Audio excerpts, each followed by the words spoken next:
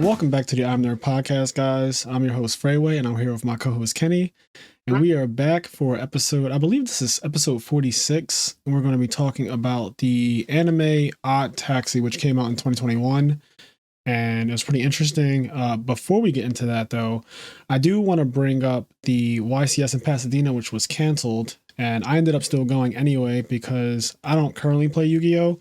And so it was always going to be a vacation for me where I was hoping to see like a lot of my Yu-Gi-Oh friends and just have fun. And it ended up still being that because a lot of people still went. So I had a lot of fun in LA, and it was really my first time getting to experience LA without the Yu-Gi-Oh aspect of it, where your whole day is pretty much spent in the convention center. You don't really get to enjoy the weather and the sights and the food as much. So what were you going to say? I got asked by a couple people actually, like, hey, how's Fraser doing in Pasadena? I was like, I don't know, I'll find out when you guys find out. I was like, I'm not going to talk to him. I'm going to let him do his thing, and then when he comes back, we'll talk about it on the podcast. Yeah, no, it was actually a lot of fun. I have a crazy story. So immediately after my flight to LA, so I land, I go to baggage claim because I always check a bag to bring all of my toiletries and stuff they normally would discard if you tried to bring it through TSA. So I check a bag every time I fly, and I go to baggage claim. It takes literally 45 minutes before any bags come down. And me and my friends were the first people who arrived at the baggage claim. So that was an extremely long wait, which was annoying because we actually landed early. Like our flight landed, I want to say around a half hour early or something along those lines. So it was pretty cool to be like, oh shit, we're a little early. That gives us more time in the day. I think we landed around 12 p.m. So still, you have your whole day for the most part at that point. But baggage claim was ridiculous. No bags came out till 45 minutes. And I made a joke about one of our friends who had previously, during some of our Yu-Gi-Oh trips, lost his bag, or I guess the fucking airline lost his bag, and how that would suck, right? So I brought that up as we were waiting for our bags, and my bag isn't coming out, but everyone else's bag is coming out, and people are leaving and everything like that. So I'm starting to get a little nervous, and this intense feeling of anxiety starts to sweep over my body. I'm like, oh God, please don't let this happen. Because on this particular trip, I probably packed the most expensive bag that I could possibly pack. So I bought in 2021 a Sony camera, the A7R III, I believe it's called. And it was about $3,000. And I bought two lenses, and they were $1,000. So just on my camera alone, there's about 4K, just $4,000 in just camera in that bag. There was also a lot of pretty expensive clothing. If you know me, you know I like my designer clothes, so it's been a thing for a while now. And so there was a lot of designer clothing. Some of it still had the tags on it. One of my most expensive jackets, my Teddy jacket from Saint Laurent. A lot of things. A lot of my favorite things were packed in it, including my new boots from Bottega Veneta. So that really scared me at the thought that my bag wasn't coming out and everyone else's was getting theirs. And also, it started to get to the point where like the stream of bags was dwindling. You know, you started to not see many bags coming out anymore. But there was light at the end of the tunnel because I saw my bag coming down. And I did what everybody does when they see their bag coming down. They kind of step to the baggage claim thing. Like you kind of walk over to the conveyor belt when you notice your bag is coming down. So as I step forward, there's still people waiting for their bag to my left. And I see my bag coming towards me, but then some random white girl grabs what I think is my bag. And she like grabs it and like puts it down on the ground and, you know, lifts up the thing that you use to like the handle. She lifts up the handle and starts to roll it away. Now, I had this really strange feeling like, okay, I swore that was my bag, but here's the thing. My bag is a regular Samsonite suitcase. It does not have any stickers or anything on it. And it's black. So it is probably as generic of a suitcase as it can get. It would not be surprising at all if someone else had the exact same one. In fact, I've seen other Samsonite bags come out, not only at this LA baggage claim, but also I've traveled a lot and I've seen the same bag before.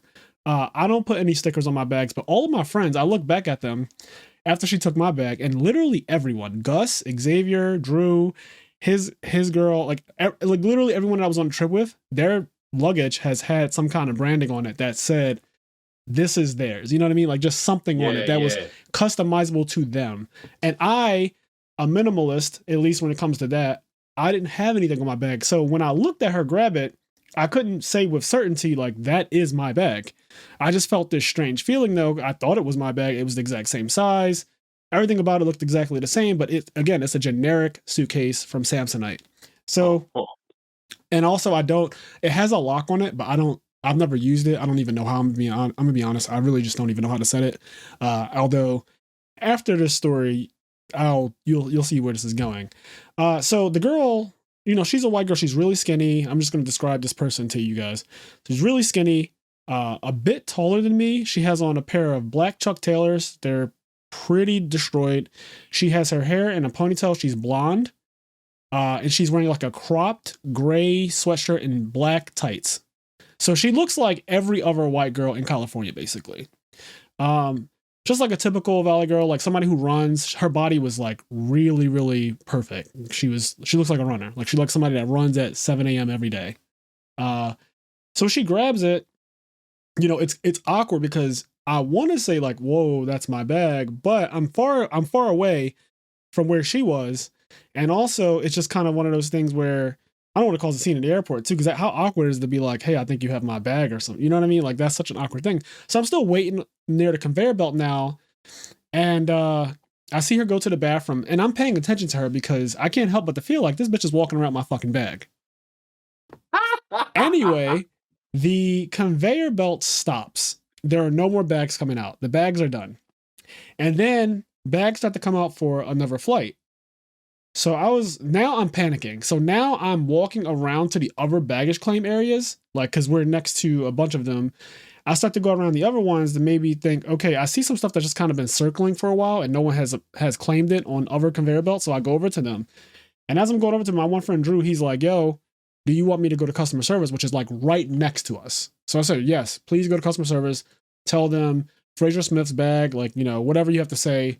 Tell them my bag is missing. I don't know where it is, but whatever. So as I'm walking around a conveyor belt, I see the white girl again. And she's now outside, like directly outside of the baggage claim airport area. And so I said, fuck it. I'm just gonna, I have to, like, I won't ever be able to live it down if I never find out if she has my bag, right? So I walk outside and I'm walking behind this girl. Now, as you can imagine, with all the things that have been going on in this country and just the history of this country, right?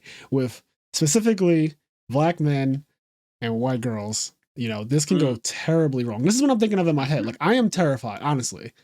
Because if she like starts to scream or, calls a scene, everyone's going to immediately take her side. I'm going to look like some crazy aggressor who's trying to steal someone's bag or something. So all of this is playing in my head, but I'm walking towards her. Her back is turned to me. And I'm like, hello. I think I said, I said, excuse me. I said it twice and she didn't turn around, but I mean, who would, right? Like if I heard an unrecognizable voice saying, excuse me, behind me, I wouldn't probably react to it either because I would just assume that they're not talking to me.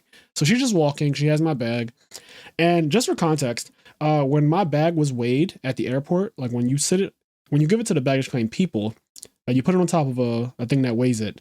And if it's over 50 pounds, they'll charge you for it. So my bag was 41 pounds, which is pretty fucking heavy. It's like very heavy. 41 pounds is pretty heavy. And suitcase, when you think about the dimensions of a suitcase and everything, it's a pretty big, I think I have the biggest size Samsonite suitcase that you can possibly have. It's huge, but still 41 pounds is a lot. And honestly, even the way she grabbed it off the conveyor belt and just kind of set it down was like, holy shit, she's strong. Because I mean, I can do it, but like, I don't expect she's much skinnier than me. And like, it was just surprising. So when I'm walking up behind her, I'm thinking to myself, maybe that really isn't my bag because the way she's handling it just seems so like it's lighter than I would expect my bag to be. So I'm walking behind her. I say, excuse me twice. She doesn't respond. At this point, I'm like, fuck it. I walk in front of her and stop her. I like literally walk in front of the suitcase and in front of her. And I'm like, excuse me, are you sure that this is your bag? And she like looks down there and she's like, oh my God, I hope so. And I'm like, because my bag never came out and this looks exactly like my bag. And as I'm saying that, I'm looking at the bag as I'm talking to her, and I see one of the stickers on the bag says Smith Fraser. So then I'm like, wait, this is my bag. And she's like, oh my God, I'm so stupid. I'm so sorry. And then she's like looking at her purse. She's like rummaging around in her purse. She has like a little arm bag. She's rummaging around in it. And she's looking for, I guess, the baggage claim tag, because, you know, we all get a tag. You know, they put the tag around your bag, but they also give you one to keep, I guess, just for incidents like this. I don't know. But when I look at the baggage claim tag, so, you know, they put stickers on the suitcase, but they also literally tag it. They wrap a thing around the handle. So I look at that, and that also says my name. So I was like, oh, this is definitely my bag. I was like, let's just open it, though, to be 100% sure. So I like unzip the top of it. And literally the first thing you see is a Balenciaga t-shirt with the tag still on it. I'm like, this is definitely my bag. So I literally grabbed the bag, like I zip it back up and I grab the bag and I start walking away from her. Now, I want to give you guys an insight on what I was thinking as this was happening. So as I realized that she has my bag, a lot of animosity came over me. I won't lie, because I feel like this person literally tried to steal my bag. Now, I have no idea why it was my bag specifically, because maybe it's, I don't know, it didn't have any branding on it, so it could be anybody's, and like there's no real way to say like that's yours from a distance. Obviously, when I get up close, there's stickers on it, so I can prove like that is my bag. There's stickers that say my name on it, and when I unzipped it, it had my new Balenciaga t-shirt literally in it. So I'm walking away from her and I'm kind of peeved, but at the same time, you know, in context, I'm not about to do anything to this girl. Like, I got my bag back. At the end of the day, I'm whole again. I'm happy. I'm super happy and super fucking relieved, because I'll tell you right now, the feeling I had when I did not have my bag, when my bag didn't come out and everyone else had theirs and everyone was like, yo, what's going on? That feeling was awful. I was sweating. And I actually don't sweat. Like, I'm not a person that really sweats. I was literally sweating and just had the biggest anxiety, because just the amount of money that I would have had to replace in things like the camera, the jacket, the clothes, all of my toiletries, the trip would have been ruined for me. I would not have had a good time in LA at all. So I got the bag back and I'm walking away from her. I'm going back into the airport now, back into the baggage claim area where all my friends are still waiting there. Drew's talking to customer service. I'm like, yo, I got the bag. She actually had it. And they're like, what the fuck? Are you serious? I'm like, yes, that girl actually had my bag. They were like, bro, like, what the hell? So I'm like, I don't know. She said that like she's surprised too. She put on this like whole facade. Cause at this point, I think that she was just acting. I don't feel like, you know, she was, oh, I'm so stupid. I accidentally grabbed the wrong bag. We were like, who the fuck does that? How do you grab a bag and not look at the tag to make sure it's yours? It's like the first thing you do when you grab a bag, I feel like anyway, for every normal human being, when you grab a bag off the conveyor belt, you definitely check to make sure it's yours. I don't give a fuck what it looks like. I always check, unless your bag has some severe branding on it, like Supreme stickers all over it or whatever. I just think it's normal for a person to check to make sure that it's their bag. You know, that just seems like common sense. Yeah, my man Fraser's going to get a Sephiroth stitched into his bag. Yes. he's like, I'm getting some identifying markers. Oh, it gets real. So I'm telling them the story about like what she said, and they're like, no, fuck that. She definitely tried to steal your bag. Like, I'm not trying to hear it. You know, they're just like piping it up and everything like that. But at the end of the day, I'm just so happy I got my bag back. I don't really care about her. But she walked back into the airport with me. And she goes to customer service, and like she's waiting in the customer service line or kind of near it. And my friend looks at her and he's like, yo, look at how dicked her sneakers are. Because she hasn't like a pair of Chuck Taylors, but they are destroyed. He's like, bro, I think she lined you up. I really think that she lined you up. I think that she tried to steal your bag. I do not think that, you know, she mistook her bag for yours. But then as I started to recall the brief conversation we had with each other, she said something to me as I was walking back into the airport. And I was kind of ignoring her because I just didn't want to be near her. But she actually walked back in with me, like side by side. So she wasn't like afraid of me. And also the time between when she first grabbed the bag and how long it was before I actually approached her, I want to say it was at least 10 to 15 minutes. She was not in a rush at all to leave the airport, which kind of... Yeah, like if you were stealing a bag, you would have probably got it, been casual, but got the fuck out of there. Yes. So a lot of things are like playing in my mind and contradicting the idea that she tried to actually line me up and steal my bag. And also why my bag? But she said something to me when we were walking back into the airport. She goes, did you fly in from Atlanta too?" And I said, "No, I flew in from Philadelphia." And she goes, "Oh, okay." And like she goes to customer service. So then when I told my friends that information, they were like, "Oh, there was actually an Atlanta flight that did come, or like, there was the Philadelphia flight at that baggage claim, but there was also an Atlanta flight that was either, I think it was the baggage claim to the left of it." So they think after saying that maybe she was standing at the wrong baggage claim to begin with. And it was just a wild coincidence because, again, my bag isn't exactly the most unique looking thing. It's a Samsonite suitcase. It's the biggest one. And it's black. It has nothing on it. Yeah. So we were going back and forth, and certain things didn't make sense. Like, why did she check the tag? But then also she wasn't in a rush. But then there was an Atlanta flight. If she is actually that insane, because she seemed kind of slow to me as far as like, I wouldn't say that this is the smartest girl ever. Just judging by the brief conversation we had, and also the fact that for some strange reason she just didn't check the tag, which I think is idiotic in itself and just caused a fucking nightmare for someone. Like, she almost killed me. But it's just kind of crazy. Like, if she was trying to steal a bag at the airport, she had a perfect alibi for it. You know what I mean? Like her, like saying the Atlanta flight, that baggage claim being right next to the one that I was at. Just that the whole thing was kind of insane. So I didn't stay around to see if she ever ended up getting a bag. But then Drew's girl was like, "Yo, I noticed that she just left." Like, she stood in the customer service line for a brief amount of time, but she never actually talked to customer service. And then she just left. She just left the airport. She just walked out the door and left. I was like, that is so fucking suspicious. So everybody was like, "Yeah, bro, she definitely tried to line you. She's smarter than she looks. She pretended to be like a dumb blonde, but like clearly she's not." So I kept on playing it over and over. And this razzled me for the whole day. I won't lie. The day I got there, which was Thursday, I was razzled for the entire, at least first 6 hours of the trip until I got some things to calm me down. But while, the initial 6 hours of being in LA, I could not stop thinking about the idea that, one, someone almost stole my bag, and two, it would have ruined my trip completely. And even though, like, yes, you got it back, it's over now, and get over it type of thing, I try to tell myself that, but something like that happening, the anxiety that it gives your body, it doesn't just go away. Like, the chemical reaction that your body has, that doesn't go away as fast as I would have liked. So anyway, that was the craziest thing that happened, but I ended up having a fantastic time in LA. I mean, it was insane. The sights, the food, every single day was fun. We went out to somewhere different to eat every single night and every single day, except we hit Roscoe's Chicken and Waffles twice. That was the only place that we went to twice during the trip, but we went somewhere to eat differently every single day.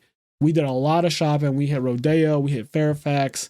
We hit a lot, like just everything. It was really cool. And a lot of the stores that I've never been to, like Rick Owens, Round 2, just a couple stores they don't have in my area unless I go to New York. They were there. We went to Chrome Hearts, just pretty much every designer store in the world, Balenciaga, Louis Vuitton, Gucci, Prada, Bottega, literally everywhere. We went every single place you could go to. It just like shopped a lot. The Goyard store, which I've never been to a Goyard store before. I finally got some Goyard pieces that I wanted for a long time. So for me, for the shopping aspect of the trip, it was amazing. Spent a good amount of money out there. I had a lot of fun. It was very therapeutic. Only there for 4 days, which is pretty much the max amount of time I like to be on vacation somewhere, unless it's a foreign country. I get pretty irritable and just kind of want to come home after about 4 days around people. Just sleeping in a hotel bed that many days and then showering in a hotel bathroom that long, sharing a bathroom with another person, because it was me and Xavier in a room. And then the other room, we actually got a connecting room with my other two friends. And then Drew and his girl stayed on the same floor, and they were like 2 doors down. So pretty much all of us were in one hotel on one floor. And it was just a lot. After a while, I just kind of get like this thing where I just want to be home. I want to be in my own bed. I want to be in my own apartment. You know what I mean? Like, I just want to be back to my things. In your bed, your computer, you're just like everything. You just kind of feel at home. You chill. Yeah. It starts to feel weird when you're away. You're like, I could be at home, and like you do something. You're like, I could just do this at home better. Yes, and also like when you're on, when you're away from home, you don't have access to all of your things, so that kind of makes you, at least for me, because my things kind of are part of the reason why I love being in the house. I have access to all of them. And when you're not at home, you don't have access to your things. So sometimes you're like, oh damn, I wish I brought this, or I wish I had this with me. Just like little convenient things that you might have around. But whatever. The trip was amazing. I posted a bunch of stuff on Facebook. I posted a lot of stories on Instagram. So if you guys are interested in seeing what my trip looked like, just check out my Facebook because the pictures and stuff are still posted over there. And before we get into the actual anime that I'm going to be talking about today with Kenny, Taxi, I do want to give a quick shout out to our patrons over at Patreon, and we do have a new one. So before we go any further, shout out to Connie, Austin, Leon, Quest, Garen, Xavier, Hylian, TCG Automotive, Silver Chronic, Tyree Tinsley, Dimitri Barnes, Alexander Brissett, Vinny Casello, Dominique Roberts, Game for Yoshi, Alex Flamer, Michael, Gay Marini, Andre Reynolds, CJ, WK Dad 1, Saul, and I'm just going to leave it at Saul. And I'm going to say Dabra's Gaming Cafe in Georgia, Mitchell Nels, Dan Variable, and the newest member of the Patreon crew, Dennis Milburn, who is a good friend of mine. So thank you guys for being a part of the Patreon. This makes 25 people, I believe, now. So, and we also have a Discord. We have exclusive content. Kenny and I, in the next week or so, we're going to be dropping another Patreon exclusive episode, an episode that you can only see if you are a part of our Patreon. So that'll be coming out at some point in January. And the Discord, or IMNerd Discord, actually chooses that topic. So if you are interested in that type of thing, and also full-length video versions of the podcast instead of just the audio that you're hearing right now, you can also join the Patreon for that. So those are the type of things that are on our Patreon. And yeah. Yes, sir. All right. Shouts out to the blonde, yo. Shouts out. Yeah, that situation is just crazy. I couldn't believe that was the first thing that happened in LA. It was wild, but yeah. That's so great. That's fucking crazy. Yes. What a good story. It was good, right? Like, it's a good story because it all worked out. It did. A good story. It did. Yeah, like if it didn't all work out, it'd be a horrible story. Yes. But because it all worked out, it's a good story. If it didn't work out, I probably would have flew home, honestly.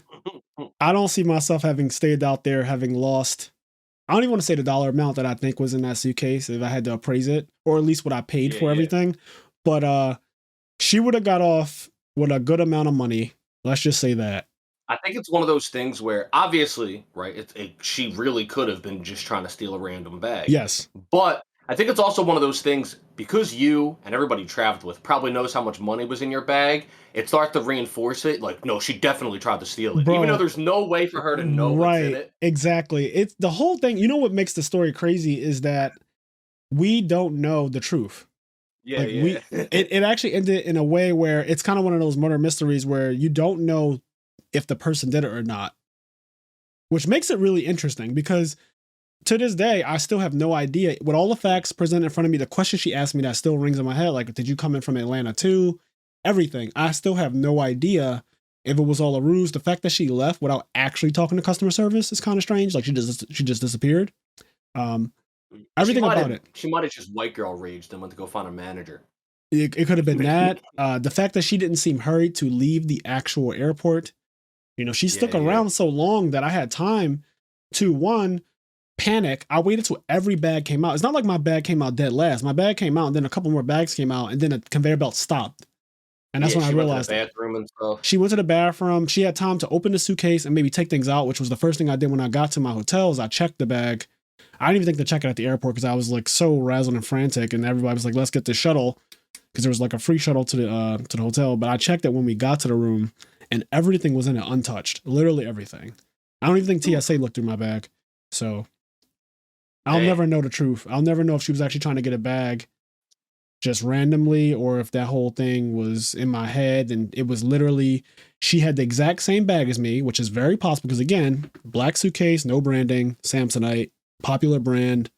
If you ever watch Mad Men, Samsonite is one of the biggest suitcase makers or luggage makers in the world. And one of the best too. They're a really trusted brand. So that's why I bought that one. And also it was on sale. But yeah. Word. And with all of that being said, we're going to talk about OddTaxi. Yes. And the reason why I cut it that way is because I want to give everybody their spoiler warning here. Yep. We're going to talk about OddTaxi. It's really, really, really good. If you don't want any spoil, and this is one of those things where, like in the long running shonen, if you get one or two things spoiled for you, it's not too big of a deal because how long it is and how many things happen. Right. This is the 13 episode anime. It's an easy watch. And I think something getting spoiled for you here means a lot more because it unravels a lot of the show. So here's your spoiler warning, and there you go. You got your chance to leave. And speaking of what Fraser said, a murder mystery, that brings us into OddTaxi. So yes, this show is basically set up as a murder mystery from episode 1. Some girl, pop star or wannabe pop star, is literally missing, and I believe they found the body of, Yeah, but in episode 1, we don't know it's a pop star. Right. It's just a random high school. Yeah, it's just a random girl who's missing, and but she was found in the ocean. Basically, she was dumped in water, and she's a high school student. That type of thing. But I love murder mysteries personally. It's one of my favorite genres of entertainment. What's weird about this anime though is even though it's a murder mystery, it kind of has a lot of other concepts that I want to touch on that make it so unique from any other anime I've ever seen, because it's very, and this is going to be weird to say, it's very realistic in a strange way. Despite the fact that let's talk about the art style. So every character depicted in the anime is depicted as an animal. The main character is a walrus. His name is Odokawa. And every other character that he interacts with throughout this entire anime is literally a different kind of animal. There's dogs, hippo, cats, gorilla, horse, like everything. There's all types of shit, sheep, literally everything. So that's one of the weird things about it. When you're watching it at first, it's kind of like, what the fuck? Why are these animals, interacting? They're in Japan. Clearly, they talk about different districts in Tokyo and just all throughout Japan. So it takes place in a real place, but everyone is an animal, which is, at first I was like, oh, that must be an art style thing. It's just a choice that they made. Anime, it's fantasy. It could be anything at once, which even have We Are the World, Michael Jackson, and Bruce Springsteen. Bruce Springsteen, yes. So they mention real life idols, as they call them in Japan, or pop stars, as we call them here in America. But there's a lot of things that are realistic about it, and then there are things about it that are so off the beaten path. It's like, what am I watching? And it started to come off to me, at least in the beginning, as maybe slice of life, because it's just about a taxi driver, it seems. That's what I thought at first. I thought it was going to be just like first going into it. It was just going to be like a 13 episode thing, and each episode was just going to be this taxi driver driving around someone different, and it was going to be maybe some life lesson or so, just like some interesting little thing. That is not the direction it went, but yeah. So the conversations in the beginning are very normal that you would expect to have with like an Uber driver, for example. Like if you were one of those people who talks to Uber drivers. Now I'm just going to insert this right here. I fucking hate when Uber drivers try to talk to me. I do not like it. Please don't talk to me when I get in the back of your car. I just want to be left alone. I tend to put my AirPods in every single time, even if I don't play music, just so that people do not talk to me. And sometimes that doesn't work. Sometimes people just want to talk regardless, which is so obnoxious. And that will get you the quickest one ever. I do not fuck with that. I don't like talking to strangers. I'm not a very friendly person when it comes to talking to strangers. Yo, it is weird when you have your headphones in, when you get into the back of an Uber, and like you just have them in, and then you start to hear someone talking to you, and you're like, what? And then you hear it again. So, are you talking to me? Right. And they go, yeah. And I'm like, I had my headphones in. I have no idea what you said. Like, there's a really popular meme that is from years ago now. And if you're an internet warrior like I am, you've definitely seen it. But there was a thing that said, Uber driver, ... me, ... Uber driver, ... me, ... 5 stars. Yeah. So they just didn't talk at all. And I think that those are the best rides. When my Uber driver tries to engage with me, how was your day? Are you coming from work? I think those questions are very intrusive. I'm not a person who likes to share my feelings with random people. And it's not the same as when I write stuff on Facebook or Instagram and stuff like that, because the people who I have on those platforms, I know them for the most part, like 90% of them I know. So I feel like I'm talking to my friends and people who have similar interests as me. They're mostly Yu-Gi-Oh players. So at the very least, I speak from a perspective of another Yu-Gi-Oh player, and a lot of people that are on there are genuinely my friends that I'm talking to. Whereas like the person driving my car usually is a complete stranger who's probably not interested actually in anything that I'm talking about or how my day was, but they're just making conversation because they think that that's the way to get a better tip or just to, I don't know, relate to the person. But I hate it. And I think that there should be an option. And I don't care if I had to pay a little extra, like $1 or something, but there should be an option. Don't fucking talk to me. I should be able to There check off should Frasier is there should be an antisocial. option. You should be able to have a profile, and like one of the ticks, it's like, are you conversational? Yes or no. Right. And you can uncheck it or check it whenever you're, you might be in the mood for a conversation. Some days, maybe you're like, I don't feel like being antisocial today. I actually want somebody to talk to, a random stranger. I don't mind that. And for people who like that type of thing, and I know a couple, that should be an option. But I am not for that. So in OddTaxi, really early on, a guy gets into his car, and this guy literally is the definition of will do anything for clout. Mm-hmm. And this is one of the first concepts that Hippo. OddTaxi kind of throws at you. Yes, it is a hippo. And it's one of the first concepts that the show throws at you that I think is so interesting because it relates to definitely 2022, 2021, and the age of the internet. How people will literally do anything to kind of go viral. Literally, the guy gets in the back of the car and he's like, hey, can you turn off whatever the fuck you're listening to? Says this to the taxi driver, says this to the main character. Can you turn that off? I can't think straight. So the taxi driver turns it off, like now the car is just silent. And he's like, I'm trying to figure out something to go viral. Yep. And this is when you first get how the taxi driver, how the main character is, Odokawa, how he is as a person. He's like, why do you want to do that? That seems really stupid, seems pointless. He's like, nah, going viral is basically the most important thing you can do. I'm trying to figure it out. He's like, well, how do you go viral? And the guy starts to name a couple ways, like, oh, it can happen naturally. You could write a wholesome post. You could create something that's completely bullshit and go viral. There's a couple things that he lists. And I find it to be so interesting because the internet today, I see a lot of people who you can tell they're just doing everything that they do for a moment, for clout, for likes, for follows. And it's very cringe when you see that, especially when it's overdone, especially by some people who, they're trying to be funny and they're not, or they stage something to be wholesome and it's not. For example, one of the things I fucking hate is when people give something to homeless people and they film it. And and they kind of make like a whole little sad documentary thing, and they're going around giving homeless people money or dumping donuts and shit. That used to happen on YouTube all the time. I think it's kind of died out. It has but a little bit. There was an era, I want to say maybe 2016-ish, give or take a few years, where you would just see YouTube videos and they'd be called like social experiments or something. Yes. And it would be somebody like doing something and like giving money to homeless people or pretending to be homeless to show how not good other people are or something, like just whatever. And it was that shit is cringe. If you give something to a homeless person, it doesn't need to be recorded. It doesn't need to be shown to the world for clout. I'm not going to think you're a good person because you did that. It's really cringe. And I just don't like the idea of recording. At least if you're going to do that, like you have to record them. Please don't include their face. I just really hate when I see that. And so anyway, as this guy is speaking, the hippo in the back seat, he's like, hey, what can I do to go viral? And again, the main character, he's not for this at all. He's a 41-year-old man. He's not interested in this whole genre, which also kind of makes sense because the main character being so old, or I shouldn't say that, but like the main character being 41. The main character being, man, you said it. I mean, because I don't know if 41's old now that I'm getting up there in age. I don't want to age my, you know what I mean? Like, I sympathize with the 41-year-olds now. Well, when I was 18, I'm like, 41, you old as shit.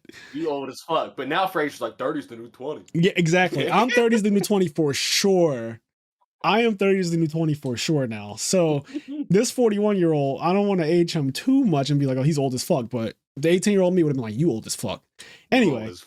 A 41-year-old is probably not as into the internet. And they literally show when the hippo pulls out his phone, it has like Twitter on it.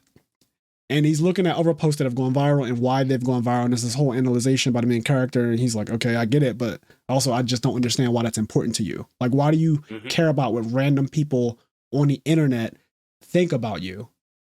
And really, the hippo, whose name is, I think, Kabasawa, he doesn't really have a valid reason why. It's just kind of like he's just caught in the cycle of the internet. Yeah, anything for clout. He's a clout chaser, literally a clout chaser, and I can see that in real life, which is so cool that the anime addresses something. So immediately, episode 1, as I'm watching it, and I didn't know what the hell this thing was about. I was like, oh, it's kind of like slice of life, but also they're kind of talking about things that are, I don't know if we want to call it real life issues, but they are talking about things that are real. And so that I Yeah. like that immediately. Like you're not going to get that in Naruto, you're not going to get that in Bleach, One Piece, stuff like that. You're not going to get that realism where someone has a cell phone and they're posting something for clout. Like that's not a Yeah, thing yeah. in typical shonens. You know what I mean? So that's why On this was cool. on that note, because I agree with you, one of the big themes, I think the show has a lot of different themes and things it's trying to do, but one of the biggest themes I think the show is trying to talk about is addiction. Okay. And if you look at the opening, especially as I watched every episode, I listen to the opening every time Me because too. the song is so good. So let's talk about that for a second. The opening is actually called OddTaxi. And before this episode was recorded, you sent me the actual music video for it, which I watched right before recording this. And the music video is really cool. I'm not usually a fan of Japanese rap, but I have liked in the past, there's a Bleach opening that has a Japanese rapper on it. And I think it's actually amazing. And there's a couple. Bleach has a couple rap openings. And I think Bleach has some of the best anime opening themes ever. So this one resonated with me strangely on the first listen. And like you, I did not skip it ever. Nope. But it's really good. So listen to the theme song. I mean, if you're gonna watch this anime, then you'll hear it anyway. But the theme song is really good. It'll grow on you. And the guy singing first. So when I watched the music video, as a side note, this is really random. I don't know what people, but when my man I love seeing. I don't know why, but I love seeing chubby people sing, and like when they sing really good. I don't know what it is, but I tend to feel like just throughout my life, chubby people tend to be more likely to be a good singer than skinny people. I think I don't that know what is it is. factually correct. I think that's just a fact. But yeah, I don't know. Like Ruben Studdard, Adele, Aretha Franklin, Jennifer Hudson when she was bigger. I just feel there's a ton.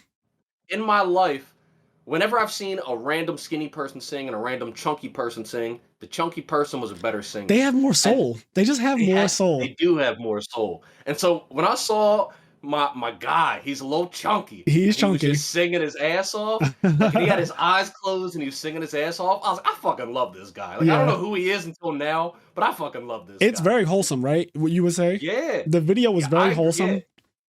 Chunky people are wholesome in general. I love honestly, my best friends are all chunky people, and I love them. Yo, for real. And then at the one part in the music video, he's like sitting on the hill with the sunset, and he's singing his ass off. I was like, God damn it, this is amazing. But to get off the music video, which the music is really good, but I watched the opening every single time, and this is something that's really cool.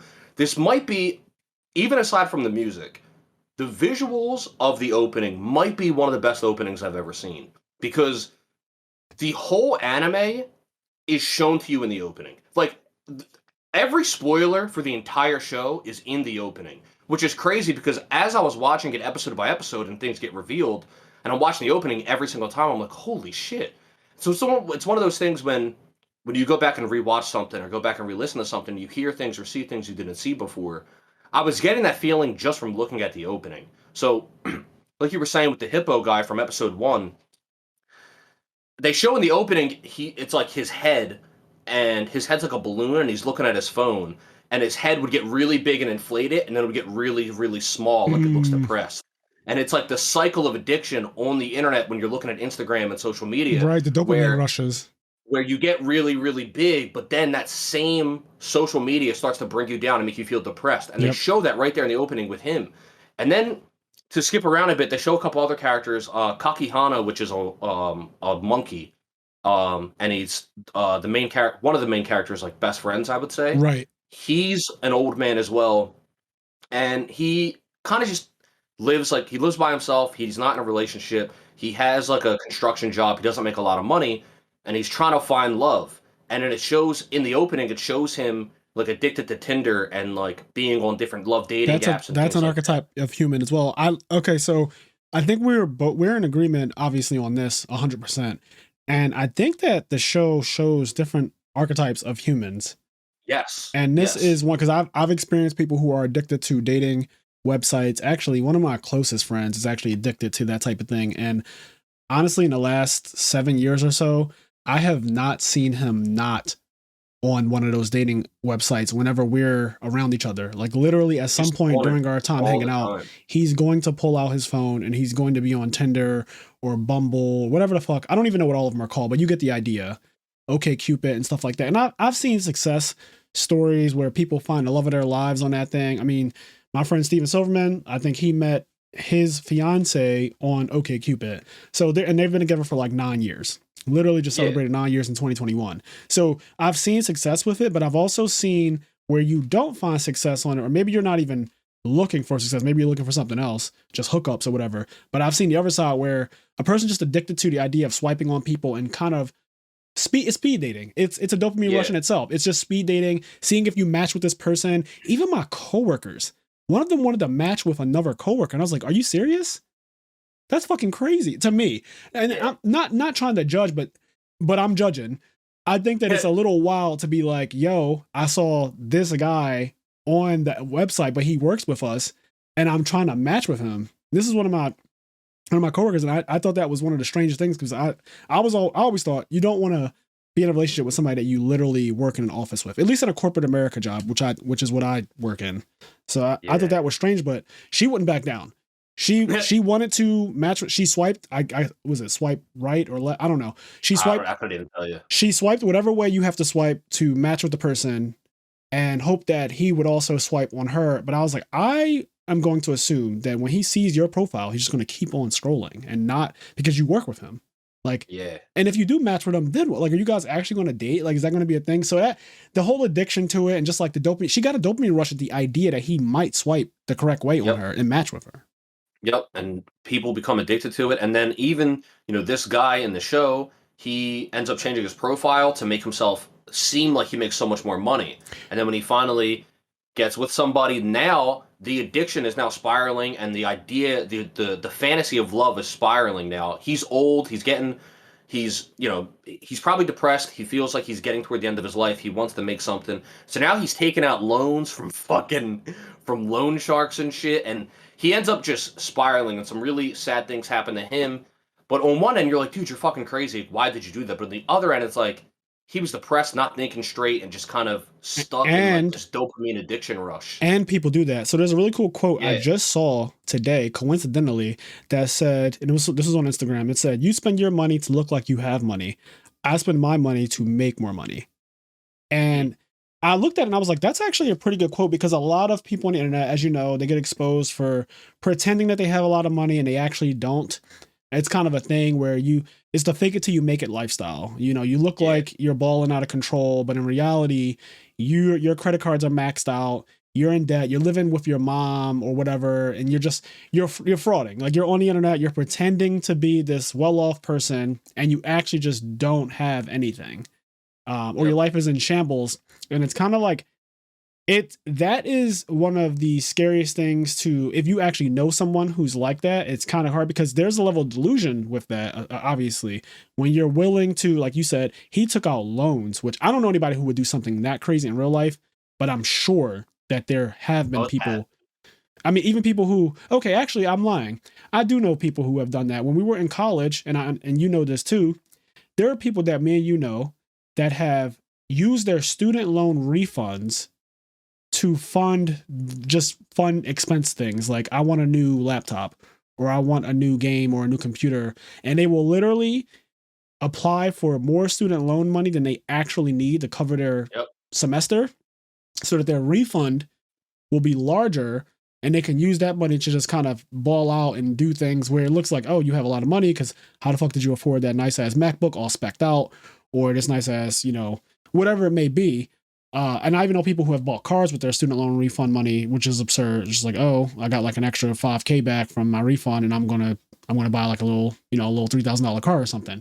So I've seen it all in my younger years when I was in college. But so that archetype person actually does exist. That's a real thing. When I saw that, although he, like you said, he is older, the character in the show, the monkey, he's older, but that is a real thing. And also wanting to please a woman or whatever you're into. That's also a thing. Like his motivation for it was, I want to get laid. I want to settle down with someone. I want to get this hot girl. So whatever it takes. Yeah. So he put himself in the hole, and it was just sad. It was just sad. Yeah, it was sad to But watch. And also the main character, Otokawa, who's in every one of these situations, he doesn't understand why people are the way they are. So yeah, when his friend is going into debt and doing all these crazy things to get the attention of this hot girl, he doesn't quite understand why you're doing that. Why can't you just be you? You don't make that much money, because he lied, like you said, he on his Tinder profile, he lied and said he makes, I think 200,000 is what it translated to. 200,000 USD. yeah. It was something like he was making 20K and he added a zero. He added a zero, right? So literally, 20K is nothing. I don't think that's poverty line, if I'm not mistaken. Yeah. But he's making pretty much no real amount of money, and he adds another, like you said, he adds another zero to make it look like he's making 200,000. So I mean, 200,000 is pretty fucking good to make. And that's a very comfortable lifestyle. You can definitely support an entire family on that. Many people do it with less, especially my parents back in the day. So 200,000. If I saw that on a dating profile, I'm like, holy shit! What are you, a doctor or something? Like, what kind of job do you have where you're making 200K? But he's a little older, which is where it's more like, I wouldn't be too surprised if someone was 41 years old making 200K or more. You know what I mean? Like, that's not surprising. But the girl that he is trying to impress, she's young, like very young. Yeah, I think she like just turned 18 or something. Yeah, I think literally 18. So to an 18-year-old, someone making $200,000 is insane. Yeah, it's pretty wild. But yeah, so the opening goes on. We'll go. I'll refer back to it as we go on. But throughout the entire opening, they show multiple characters, and they show that character's storyline, and it also shows like what that character is addicted to, like the guy that's addicted to games and erasers and trying to fit in. We can talk about that too. I think that for this episode, it's actually, instead of doing a recap of the anime or whatever, because people who watch this, they already know what happened, right? And then people who are going to watch it, maybe they'll get something out of it that we didn't get. So, and I think me and you talked about this before, but instead of just like recapping, we just talk about, things that we noticed that are cool or conceptual or whatever it is. Yeah. And with this, you just brought up the gamer. I think there is a lot to talk about there too, because this episode was really good. It was. I think his episode might have been the best episode, if not the second best episode. Yeah. Like, it was up there. It's like top 2, because obviously the big reveal, which we'll talk about, that'll probably be closer to the end. But the big reveal episode is probably the best episode, just because it's a huge, brings it all together. It brings everything together. But his episode, so this is other character who you see randomly in the middle of the story. And Otokawa was driving his taxi, and he almost hits this guy. This guy's on his phone. He's on his cell phone. He's looking down. He's not really paying attention. And Otokawa almost hits him. And he slams on the brakes, and the guy drops his phone, and his phone gets fucked up really bad. But the guy doesn't, he doesn't get really hit or hurt or anything like that, but his phone gets destroyed. Yep. And Otokawa just drives off. He just kind of gets the fuck out of there. Doesn't really make sure that the guy's okay or anything like that. Doesn't try to reimburse him for the phone. He just gets out of there, right? Because what happened was, at the time, I don't remember specifically, but he was rushing somewhere because I think somebody was in danger. Okay. I don't remember if he just found out his friend was in danger or if he had just found out the sheep girl was in danger. Right. But something happened and he was like in a rush. He was frenzied. Okay. Because he was frenzied and he like was rushing somewhere because like somebody was in danger. Okay. I can't remember specifically who it was. Right, but he almost hits this guy, destroys this guy's phone.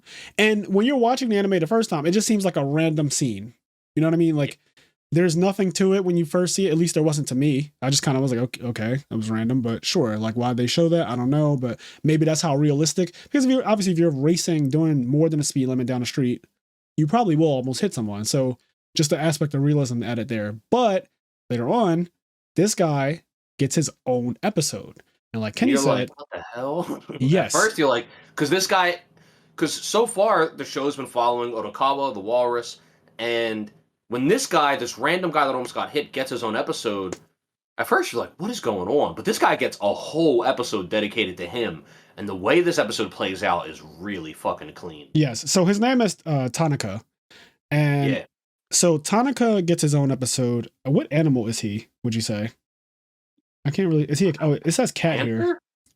Yeah, so he's some kind of cat. Say like a panther or something? Which is a type of cat. So you're right. You are technically correct. But I'm actually looking at a site right now, and it actually has... I didn't notice this before, but it actually has what every single person is. So... Or like what their archetype is, at least. So like for Dobu, it says gangster. But for Tanaka, the guy who almost got hit and destroyed his phone, he is some type of cat, and he's also listed as a gambler. Now, they show his backstory. When he was really young, he liked to play like collect these little weird things, Racers, like erasers and just things in general. He was just one of those people that likes to collect things. I collected Yu-Gi-Oh cards when I was a kid, so do you, Kenny, and you collect like, figurines, things like that, and probably still collect a bunch of other things to this day. A lot of my friends are collectors. I think that's just like collect depression. Don't do this to me. Don't turn this into a therapy session. Don't do that. I hate you. I'm just lining it up. Okay, so Tanaka, he, as a kid, like you said, he collects erasers, and some of them are extremely rare. And basically, all of this culminates to a point where he gets scammed for this crazy one-of-one eraser by some random profile called Ichi. Yes, which it's ditch 11, but yes. I love the way they say it, like ditch Ichi. So what's cool about that is the other really good anime that I've seen before because of Medina is called Monster, and Go Ichi Kenderheim, they used to always say, which is like 211 Kenderheim or whatever. I don't know if you ever seen Monster, but the only reason I knew Ichi was 11 Monster episode. Yes, I would have to recap that though, because that shit's long and it's been a while. It's been years. Is it 50 or 90 episodes? I don't remember. I forget. It's pretty long, but it's really good. And honestly, when I looked at top anime of all time, it's always in the top like 20 of all time. Yeah. Like I don't think a ton of people have seen it, but the people that have seen it, Yes, because it's not as popular as I would expect for something to be in the top 20. But when you look at the top 20 anime of all time, typically up there like Death Note, Full Metal Alchemist, and then Monster. They're like always top. Anyway, so he gets scammed by Ditch 11. That's the username. And it turns out to be another character, the gangster character in the series, who's played by like what would you call him? A baboon or something? Yeah, he's definitely another kind of monkey. Yeah. Probably like a baboon or an orangutan or something. Yeah, orangutan, something like that. So he's a monkey, but there's a gangster character in the show named Dobu. And it turns out that it's actually him who scammed him, which is like something they reveal pretty later on. But you see Tanaka's addiction play out throughout this entire episode and how him getting scammed for that eraser like never left his mind. It never left. It also shows how your life gets shaped every day, right? Like you are today, all of your mistakes and all of your good fortune and bad fortune that piled up throughout your whole life in a way. Because he was just a kid trying to fit in, have fun at school, and they're all doing different things and getting erasers. And there was another kid, he was a rich kid, he had money, and his dad got him all these fancy collectible erasers and shit.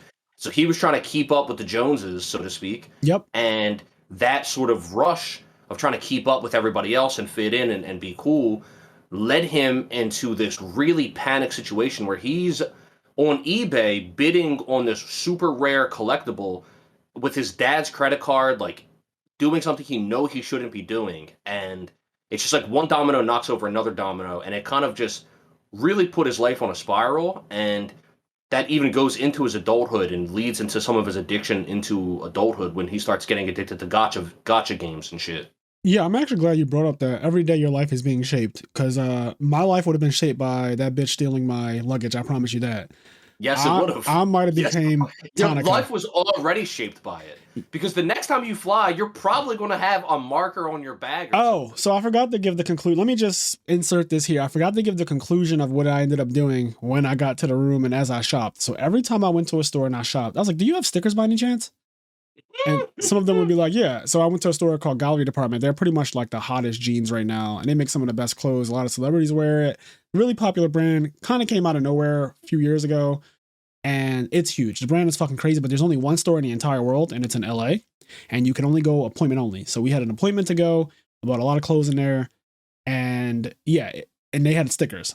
So when I got back to the hotel and before my flight, I plastered Gallery Department stickers all over my luggage. I mean, that shit was covered, like literally everywhere. Front, back, top, bottom, everywhere. So that way, no matter what way my luggage came out on the conveyor belt, it would say Gallery Department somewhere.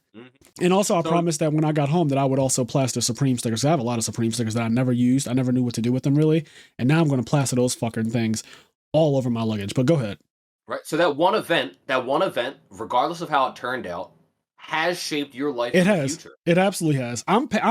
I have such bad anxiety now about baggage claim after experiencing something like that I don't think I'll ever be able to deal with baggage claim the same way again. Like I'll always be so normally when I'm standing for baggage claim, because I've traveled so you gotta imagine how much I've traveled. I used to go to every Yu-Gi-Oh event for years. So I've traveled a lot. I'm talking about a lot, like years straight.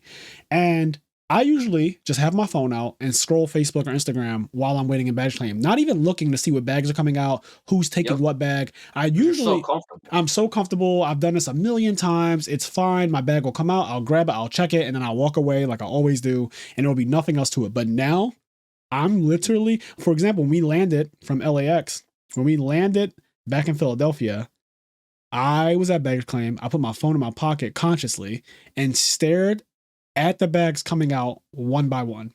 Yep. I don't know if that will ever change now. Yep. So yes, it has literally shaped my life, which is another big thing that this anime kind of touches on, is how like these events, things that happen to you, make you who you are ultimately. And he Tanaka gets very addicted to gacha games. He's very addicted to trying to live, like you said, keep up with the Joneses, the rich kid in his class who has all these insane erasers. He figured if I get this one of one, he won't have this one. There's no way he could have it. So that will make me pretty much the most popular kid with the erasers now. And I've experienced shit like that when I was younger. There was a kid who had the Iversons. When Iverson was dropping sneakers back in the day, I remember being in 7th or 8th grade. There was a kid, I won't say his name because I don't know if I'm allowed to, but let's just call him Alan. Allen. Sure. Dave Allen. Dave Allen. There we go. There was a kid named Dave Allen. And his mom had more money than my family. And she would get him, she spoiled him to death. Like I don't even know if she actually had more money. Now I realize how people live.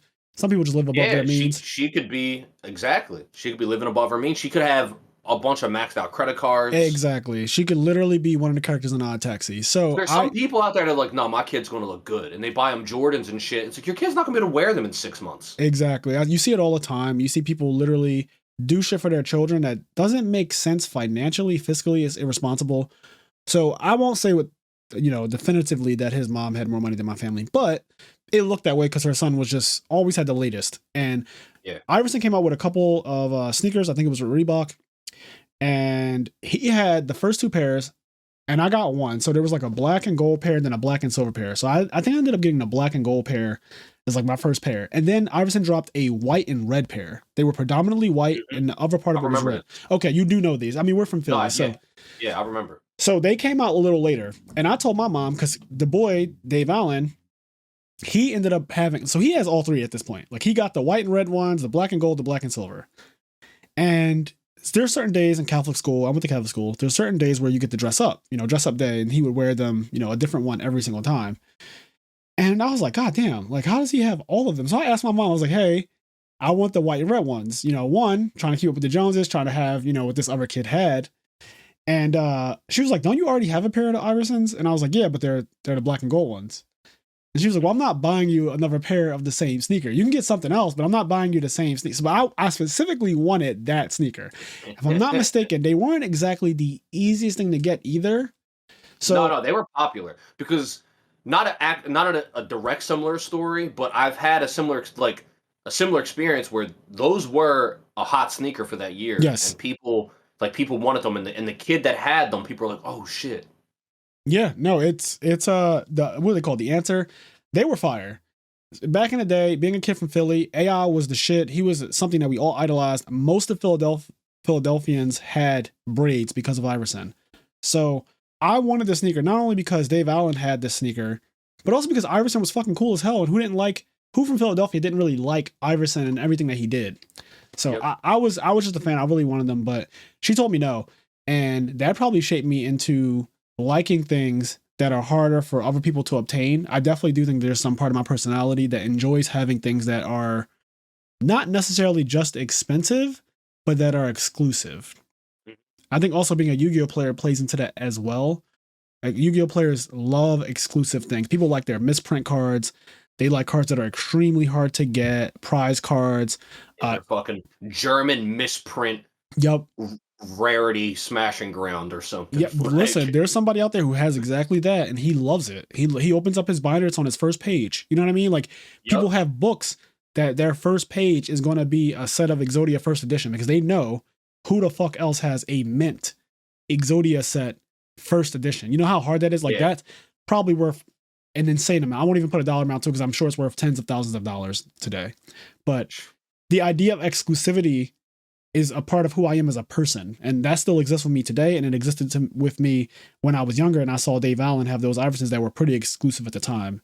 So I get Tanaka's dilemma where he's chasing after that and it never left him. He plays gacha games. If you don't know what a gacha game is, could you explain what a gacha game is?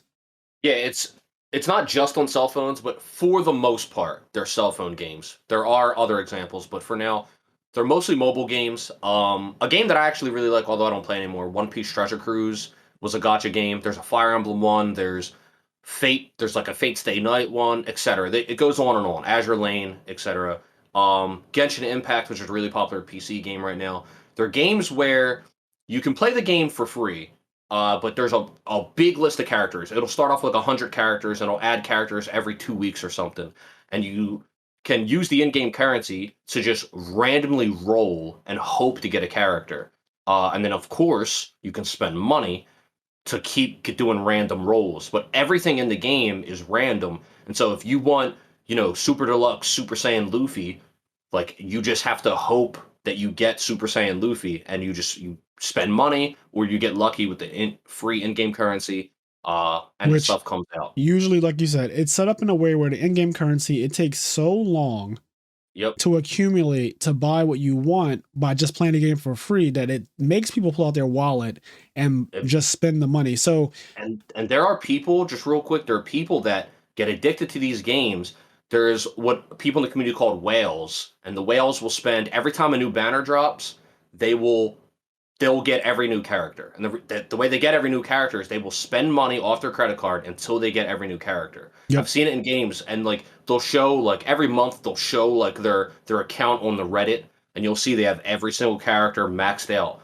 And the amount of thousands of dollars they spend a month doing that is crazy. And so a lot of people assume, like, man, this guy's rich, etc. But then you tend to find out, if you stay in the community, that it gets revealed that there's a lot of people that aren't rich. They are maxing out credit cards, and they're doing things because they're addicted. It's like gambling. They become addicted to this, and they just want to max things out. It's a really addictive personality kind of thing. And there's people that go into debt off of playing these little cell phone games because they get the dopamine rush when they see the sparkly 5-star, and they just like have to get it. So they'll spend their fucking rent money on, the new Nico Robin that just came out. Right. So that's a really big thing. And usually the drops for the cool things are percentage, small percent. So in Monster Hunter, they have things that are 2% drop. Monster Hunter is not a gacha game at all, but I just want to give some context as to what I mean by small percentages. But in gacha games, 2% is high. Yeah. For something crazy, let's say there was a Star Wars gacha game. If you wanted the Darth Vader skin, it would probably be less than 1% to get. Like, as a that's how rare it would be. So you could either play the game for the next 500 years, or you could just spend money and just buy the skin outright for $120. Yeah. And most people are just going to spend that money for the Darth Vader skin because, one, it puts you in an exclusive club of people who actually have, especially like day one. You know what I mean? Day one basically says either you got extremely lucky, or you blew a bag, and it kind of shows internet wealth, which is more important to people than real wealth. I kind of like that term. Yeah, it's true. And it goes back to the hippo with the inflating head, right? Because that's what those games do. And like those games, just like social media, something happens and you get gratified and your head gets really big and you have a really good day. Yep. But then 2 days pass, 2 weeks pass, and then the new thing comes out and you start to feel low. You start to feel depressed because you don't have that yet, and you got to spend money to get it. You see it even in not gacha games, in games like Fortnite. The way I see kids, like my little brother plays it, and I see his friends, the way they bully each other if they don't have the new fucking Spider-Man skin. Is that a thing? If the new whatever skin comes out, look, you'll hear them. They'll be on the phone together on Discord or whatever, and you'll hear them talking to their parents. But the way certain kids will bully each other because like this new hot skin came out and you don't have it.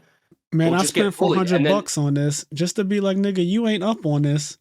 Kanye. That's real. And then they'll go, and then they go and they say, "Mom, can I get V-Bucks, blah blah blah, for the new Thanos skin?" And then they're like, "No, I just bought you V-Bucks for the new Naruto skin." Yep. And they're like, "Yeah, but now Jimmy has this new Spider-Man, and I'm going to be left out, like, and everyone's teasing me because I don't have it. They get bullied, and so it happens so fucking much. And it shapes And how I you think are as a this person. show does a crazy good job at really showing all these different addictive personalities and just real life examples of kind of the toxicity of life. Yeah, because it is pretty toxic. I think that the show does poke a lot of pokes fun at, but also does a real deep dive into those different types of addiction. And I've seen the gotcha game addiction. I've seen the anything for cloud addiction. I've seen the social media addiction. I would even say I'm probably addicted to social media, honestly. I wouldn't say I'm so addicted to the point where I can't function and my real life is falling apart because I still have my job. I still get all my work done, and I still manage to do like the things that I need to do to make sure that I'm, doing good, doing well. But it can get to a point where people disregard reality, right? Like they disregard their reality, they lose their job, or they lose their spouse, or they lose children and stuff like that, all because of the internet and that addiction to it. And so all of these different archetypes of human beings are being shown in OddTaxi. It's really, really cool. They're just random people getting into the back of a car. They could be anybody. They could be me. They could be you. They could literally be anyone. And it's just, I don't know. It's for an anime to be so realistic and yet use animals as the characters is really cool to me. Tanaka's one of the best. His episode is insane. I think that, yeah, I think that his episode is like top 2 for me. I mean, it might not be 2. Agree. It's really that good. And then, so when we could talk about what ends up happening a little bit with him.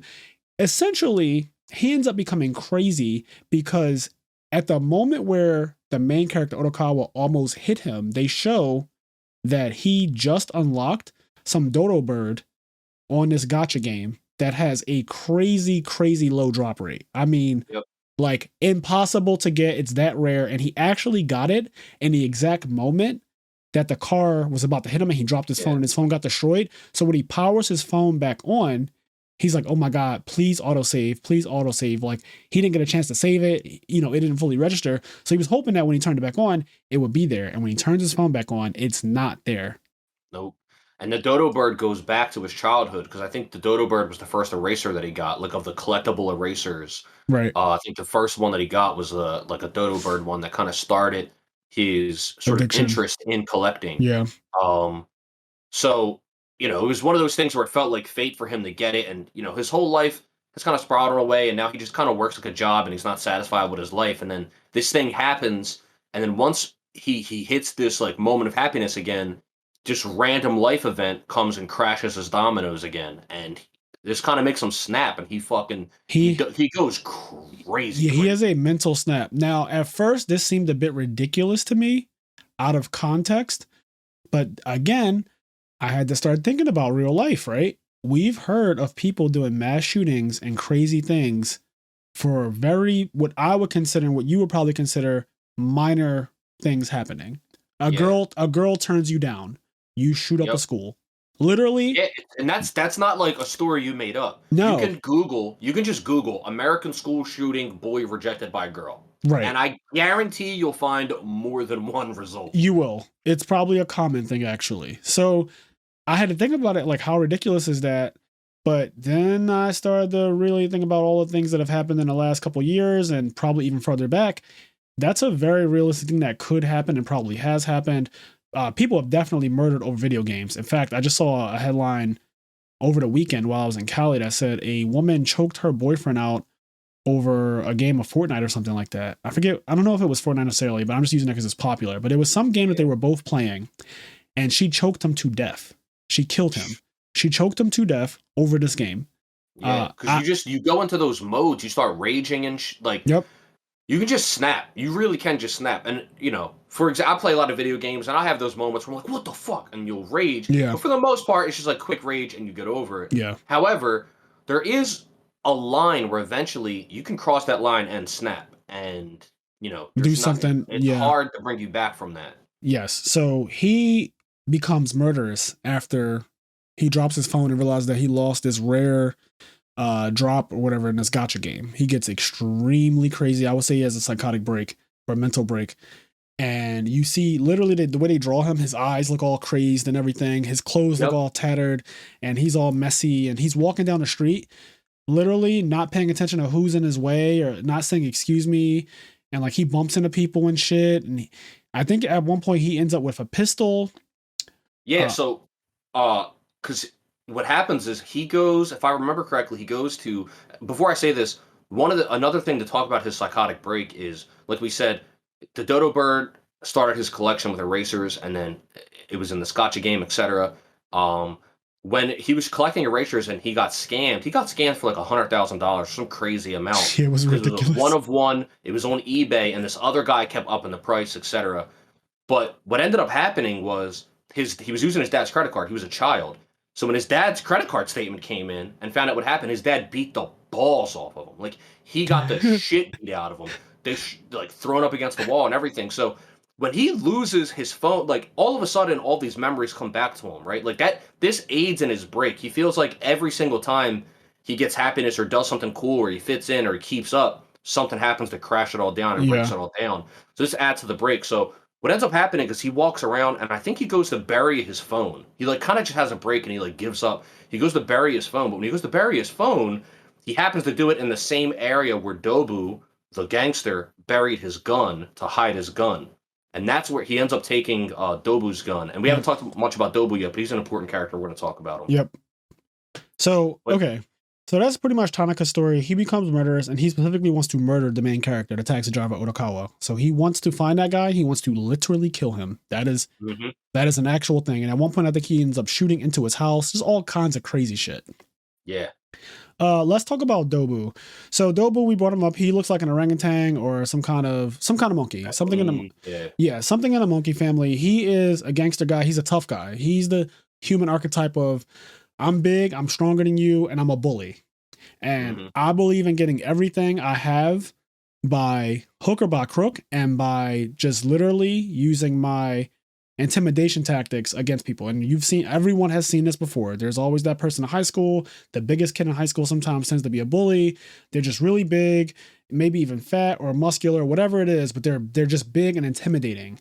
And they literally use that, they weaponize it because people are already afraid of them because of their size, but they weaponize it and they kind of take people's lunch money, which is like, the cliche thing, but then sometimes it could be other things too. And then they tend to grow up and become criminals. And so this guy, he turned out to be the guy who actually scammed Tanaka for that eraser. So this happened years ago. Again, Tanaka was a kid when this happened, when he got scammed for that one-of-one eraser, 100K or whatever it was. He got scammed for that. It turns out that the gangster guy who's now a career criminal, like Dobu was a career criminal, and he turns out to, have been that guy, which just kind of shows you again how you said the things that happen to you in the day-to-day life, they kind of shape who you are. So he was a criminal as a kid and he's a criminal now. Now he has a gun. And so Tanaka found his gun. He wants his gun back. And that kind of starts this whole thing where he talks to Otokawa like, yo, I need to get my gun back and all this other stuff. And you need to help me. And if you don't help me, I'm going to kill your friend and all this other crazy shit. But his character is also really interesting just because, again, it just shows different types of addiction. Like, I don't even necessarily think that he steals or intimidates people just because he needs things or whatever. I think it's because he literally likes doing it. I kind of think he's one of my favorite characters, and it's weird. Maybe there's something wrong with me. I tend to have a soft spot for gangsters that gangsters with a heart. So what kind of gets. So he ends up being linked to Otokawa in a weird way. Something interesting about the show is there's no wasted space. Everything in the show is connected to everything else. Yep. And it doesn't feel cliche. Like it all still feels natural. Like you're in this small city and whatever. But Dobu ended up losing his family in his childhood. He was, in a car accident. You find out that there's this little duck with a safety helmet on, and it it gets given to kids who lose their family, become orphaned in car accidents or whatever. And you end up finding out way later on that Dobu was one of those kids, and he was taken in by this mob boss.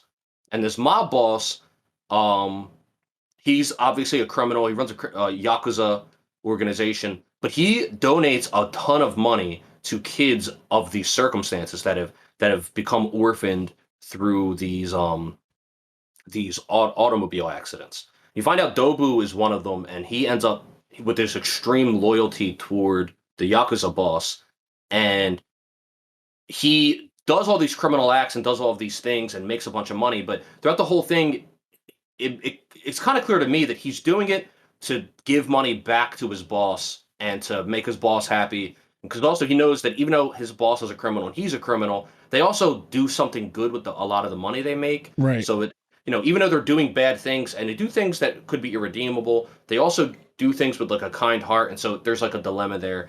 And then it gets hinted at like where he says like my boss only has one rule and like I won't break it.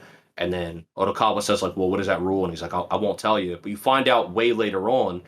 Literally in the last episode. Yeah, Otokawa ends up like he's in the sauna with this guy, and we'll talk a little bit more about their relationship. But for this one moment, he asks him like, "Hey, what is your one rule?" And he says like, "Never to like do whatever you have to do, but don't kill anyone." Yep. So it's like as bad as Dobu is, and he is bad. He's a horrible person. He ruins his girlfriend's life, and he ruins people's lives. But as horrible as he is, and as much as he threatens to kill people, I don't think he ever had the intention to kill people. But once again, it shows like the addiction in his case of loyalty and wanting to pay back the guy that like helped him from his childhood, but he still has like this whole criminal life. Right, a hooker by a crook, and he's playing kind of the role of a Robin Hood, but criminal. That's pretty much how the organization works. Yeah, no, that character archetype is really cool. Who is the other one that I wanted to dive into? I'm trying to think. Oh, this is a big one. So there are these twin dogs who are police officers. Yes. There's a good one and there's a bad one. This anime is insane, by the way. It really is. This anime is insane. So there are these twin dogs. 13 episodes. It's only 13 episodes, but this anime is so fucking good. But you do need to pay attention when you watch it. It's one of those that things can move kind of fast, and the subtitles are quick. I know you noticed this too. I don't know where you watched it, especially there's a guy the rapper. He's the fucking rapper. It's too fast. It's actually, I told Gary, I said, the subtitles, I had to rewind them sometimes because it's that quick. Dog, you cannot read everything he says. Like you can't. It's not possible. I definitely missed some of some of it I just could not keep up with. It's that quick. In general, I think the subtitles can be pretty quick, but the rapper specifically, is like you need to be on your shit. And hopefully this will eventually get a dub because it is pretty popular. But for now, the subtitles for that character, the rapper, is they're so quick. But who's I about to talk about? The dogs. The dogs. So the twin dogs, they're police officers. One's good, one's bad. Now already that's an amazing setup, right? Good cop, bad cop. And they're literally twins. They, born at the same time. They pretty much look exactly the same, except I think one wears glasses. Yeah. Okay, so they look exactly the same. One just has a pair of glasses on. And you're first really introduced to the bad one. He's in cahoots with Dobu, the gangster guy. They're in cahoots together, and they're doing shady shit, right? Now, I'm not going to get into all of the details. You'll see that when you watch the anime, or if you already have, just follow me here with the concepts. But there's a big thing with justice. I think the concept of justice when it comes to these two cops. And the bad one has a brother who he considers to be an idiot. He outright thinks his brother is stupid. Just flat out. My brother's an idiot. He always has been an idiot. And I can do anything and I can tell him what I want. He'll always believe me. That's how the older brother carries himself. Like, my younger brother is an idiot. I can do whatever I want, no matter what kind of crime it is, and he will literally believe me. So, for example, there are times when the bad cop will do something, and his brother, the naive good cop, will be like, "Why'd you do that?" And he'd be like, "Oh, you can't trust that guy. You can't trust that Walrus, the main character. You never trust a taxi driver." He'll just lie, essentially, is what I'm saying. Like, he'll just lie to cover up his dirt. And at first, it's kind of like, okay, is his brother really that dumb, or is he turning a blind eye? Is this what you would call willful ignorance? So something that's happening in real life right now is a lot of times people talk about good cops and bad cops, and how the good cops, if there are any, the good cops will turn a blind eye to what the bad cops are doing, which then begs the question, well, are you even a fucking good cop at that point? And that's such an interesting thing because the show literally, the main character has a moment with the brother who's considered an idiot, the good cop. He has a moment where he asks him about his brother and like, you know, your brother's a fucking criminal, right? Like, you know, your brother's a bad cop. He's like, no, my brother's not like that. He believes in justice. He does things right. He stands up for him. Willful ignorance or just turning a blind eye to it or pretending that you don't know what's going on. But everything is there to be in a light for him to know that his brother's a criminal. So honestly, I will say that it's legitimately willful ignorance. Like, you know, your brother's a piece of shit, but you're pretending like you don't know. I don't believe that cops in real life don't know that another cop is bad, especially when they're their partner, because these two are partners. They're like together all the time. It's also reminiscent of the movie Training Day and literally the good cop, bad cop thing. If your partner is a criminal, he's a dirty cop, and you do not stand up for justice, you turn a blind eye to this dirty cop doing what he does, you are also a fucking bad cop. Period. You are a bad cop.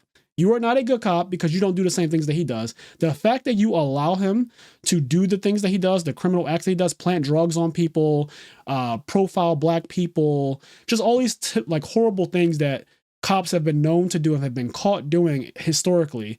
The fact that you allow these things to happen and like, well, I'm not doing it, so that's how I sleep at night, makes you a bad cop and also a fucked up person. And literally, the main character pokes holes in his sense of justice, the younger brother, the quote unquote good cop who's blatantly turning a blind eye to all the shit that his brother does. Even when he tells him, like, yo, your brother did this, your brother did that, your brother did this, your brother did that. He still's like, nah, I don't believe it. He would never do that stuff. Not trying to hear it. And he's like, okay, fuck it. I'll prove it to you. I will literally prove that your brother is a bad cop, which he does. And it's just crazy to me. Like, seeing this in an anime, again, is kind of mind blowing because I don't know what kind of things they have going on in Japan or wherever this was inspired by. But this is a huge part of American society. The whole like police officers and the good cop, bad cop thing and justice, like the idea of like, what is justice? And then when you start to manipulate it, what is it still justice? I don't live there, obviously, but from what I've heard, Japan has like a 90% conviction rate. Like, if you go to court, you're guilty for the most part. Oh shit. And from what I've gathered, that is something that's like if you go to court, you're going to be found guilty, period. And so Japan does have its own issues with their justice system because, there's a lot of people that aren't happy with that because there's things that just happen and, however it all plays out. Once again, I'm not a citizen there. I don't live there. I don't know all the specifics. But from what I've read, just like if you get arrested and it ends up being a thing that goes to court, like 90% of the people get convicted. Yeah, that's too high of a conviction rate. Impossible. Right. To get off. Yeah, that conviction rate is way too high. There's definitely something. You have to imagine there are a lot of innocent people in prison. Yeah, that's scary. We have a lot of innocent people in prison in America, right? And we do not have a 90% conviction rate. Right. Only the FBI has a conviction rate that's that high, and that's because once the FBI, they say that when they come, it's because they already have the case. You know what I mean? Like they already they have everything they need at that point.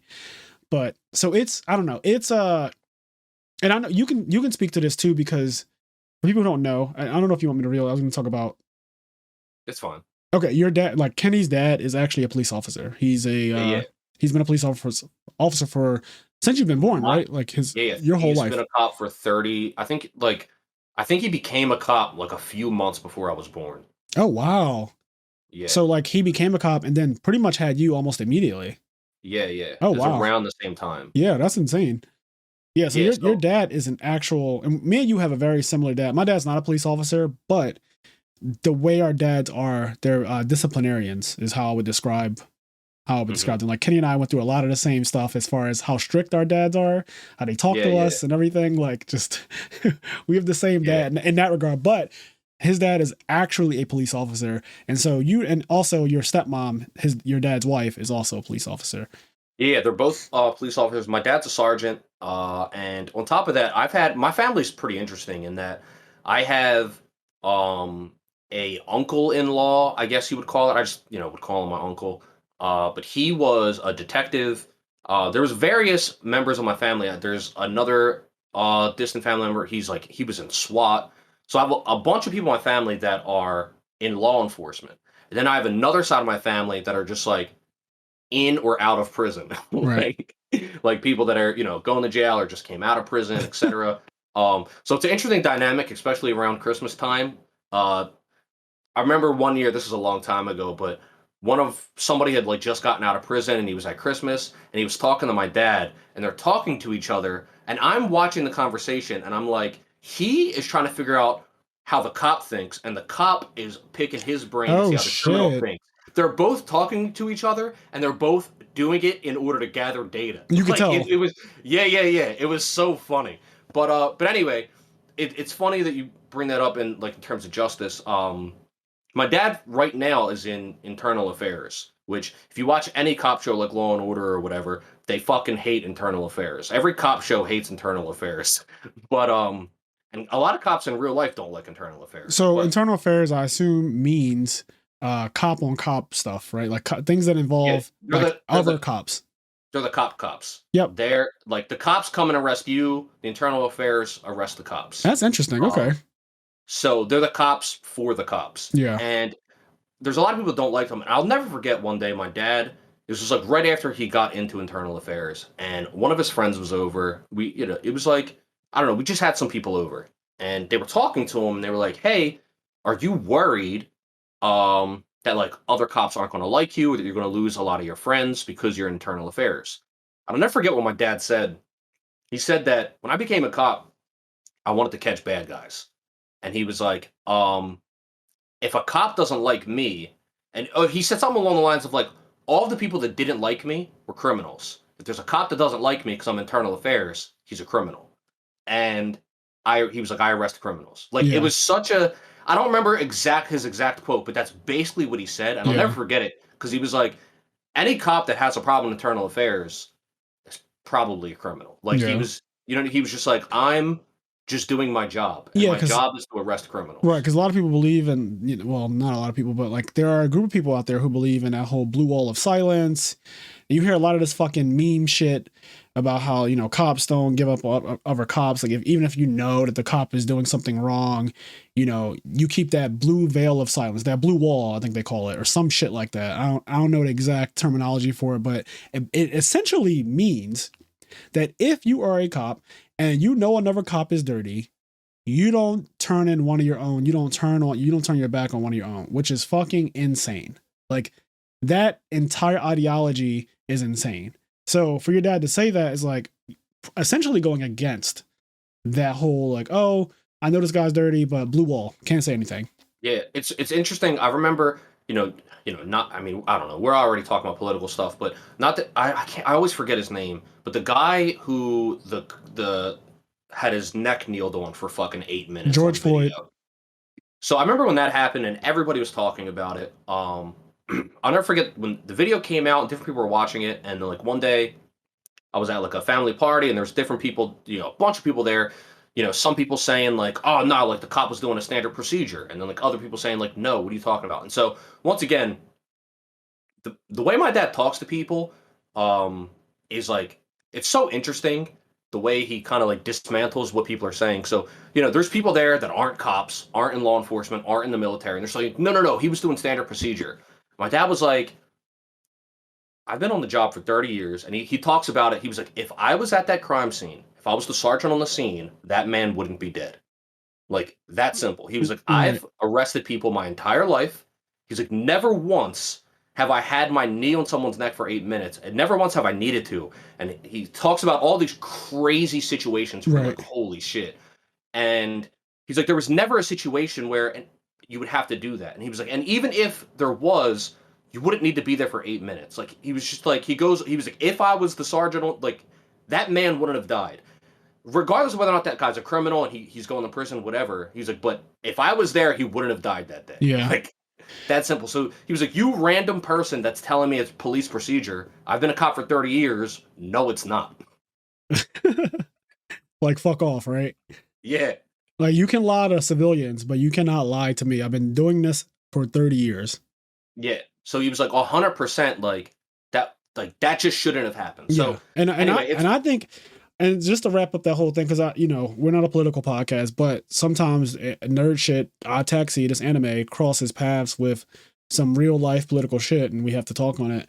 And I do agree, like some things just shouldn't happen, and it's cool that this anime does just kind of go into that archetype of a person, like what is justice and the idea of good cop, bad cop.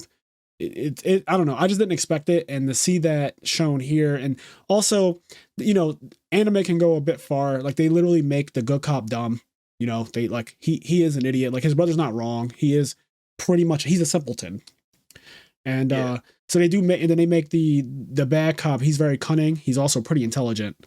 So there's that whole thing. Like I don't know. It's just very interesting, to say the least. Yeah, it is. The show's got a lot of interesting characters. One thing that the show's got they got the idol girls. They have who we haven't talked about the skunk either. We want to talk about like this is also he's another form of like addiction. Yes, he's addicted to celebrities, idol addiction. He is addicted to this idol girl group that's also central characters called Mystery Kiss. That's the name of the group. Yeah, and he loves them. He's like their biggest fan. He went to like their shows before they were famous, before they debuted. And then he just somehow ends up winning the lottery. And kind of just like the idiot that he is, the almost lovable idiot. And it once again talks about the internet culture that we currently live in. He posts his winning lottery ticket on the internet. He wins the lottery and then posts on the internet with his winning lottery ticket that I just won $1 million or whatever. And as stupid as that is, like I 1,000,000% know people that if they won the lottery, they would post them on Facebook. Yep. Immediately. I have another meme that was really funny. What are you doing? There was a meme that I saw recently, and I've seen it years ago, but it resurfaced for whatever reason. It said, if I ever won the lottery, I wouldn't tell anyone, but there will be hints. And it was a picture of some oodles and noodles with a fucking lobster next to it. It said, if I ever won the lottery, I wouldn't tell anyone, but there will be hints. And you just see oodles and noodles and a lobster, like a fucking lobster next to it. My God. I thought that shit was so funny. Just the whole idea of, but there will be hints. I just think that is hilarious. Yeah. But this guy, he just, straight up, he posted and then on the internet, and then he's addicted. He says he's going to buy like, 100 copies of their CD. Yes. And all this other shit to help boost them up. And he's like addicted to these celebrities and this idol and to the idol. I can talk about that for a good amount of time too. So, one of the things they bring up about this is the idea of gatekeeping. He mentioned how he was there when there were only 5 people at their concerts, and now they're mainstream, and he kind of doesn't like it. He wants that he wanted that for them. He wanted the success for them. He's very honest and self-aware, almost a little too self-aware, if I'm being honest. He's very self-aware. He's like, I wanted them to become mainstream, but now that they're mainstream, I kind of don't like it because I don't have that connection with them anymore. Yeah. Like at a concert now, there's thousands of people. There literally used to be 5, so I could see. I was up close. I could see them. They might look at me. That whole connection, and you know how people always say, this is real life. People always say, oh, I like their music better before they became mainstream. Yeah, they were better when they were underground. That's a thing that you hear about every artist ever. Any artist that started from the underground with mixtapes or battle rapper or whatever, when they become mainstream, there's always a group of fans who are like, they're gatekeepers. They don't like, they're like The Weeknd, for example. He just dropped an album this past week.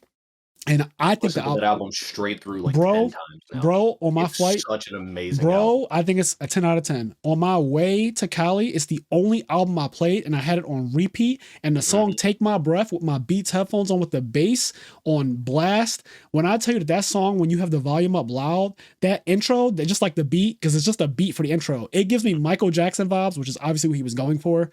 That whole Thriller aesthetic. I love this album so much, but when I was online looking to see if other human beings share the same sentiment, obviously, yes, there's a lot of people who love the album, but then there's also a group of people that I saw, and it was pretty common in the comment sections of stuff that were saying, I want House of Balloons Weekend back. Oh my God.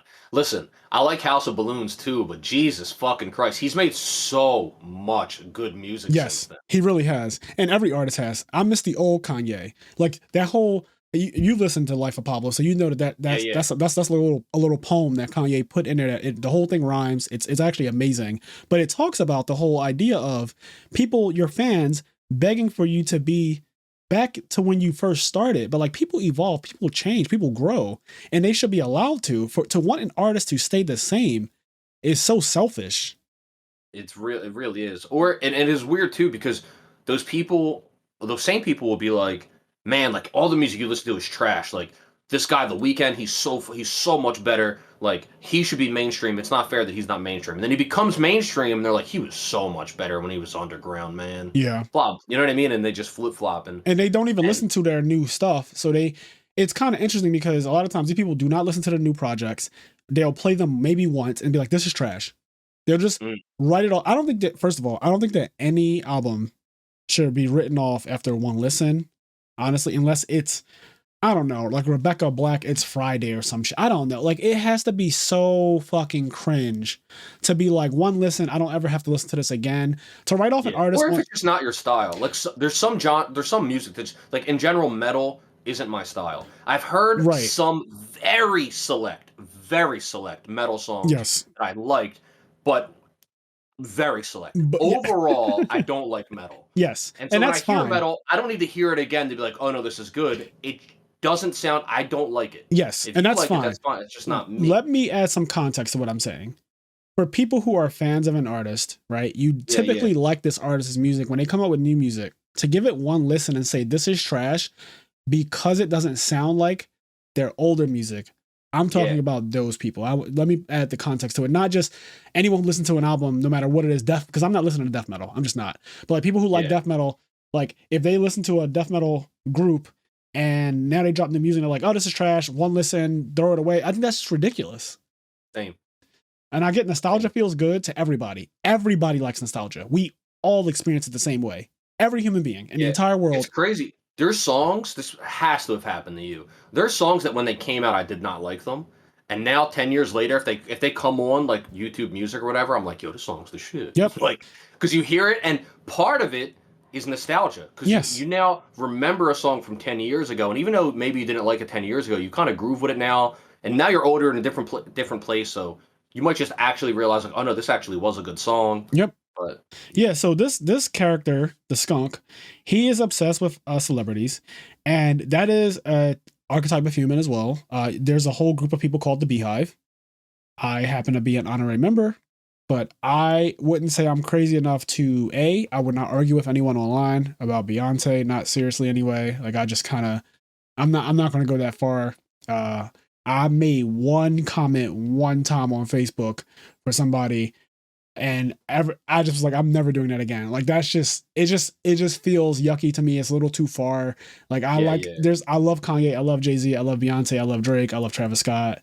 I have a ton of artists that I like a lot, but the idea of being toxic online or just defending them and being like just spewing vitriol at other human beings, you know, these people, the celebrities don't even know I exist. It's just kind of ridiculous. So I can't go that far, but there are people like that in real life who their thing is they go online, they go to comment sections and they fight. They literally fight people who have anything bad to say.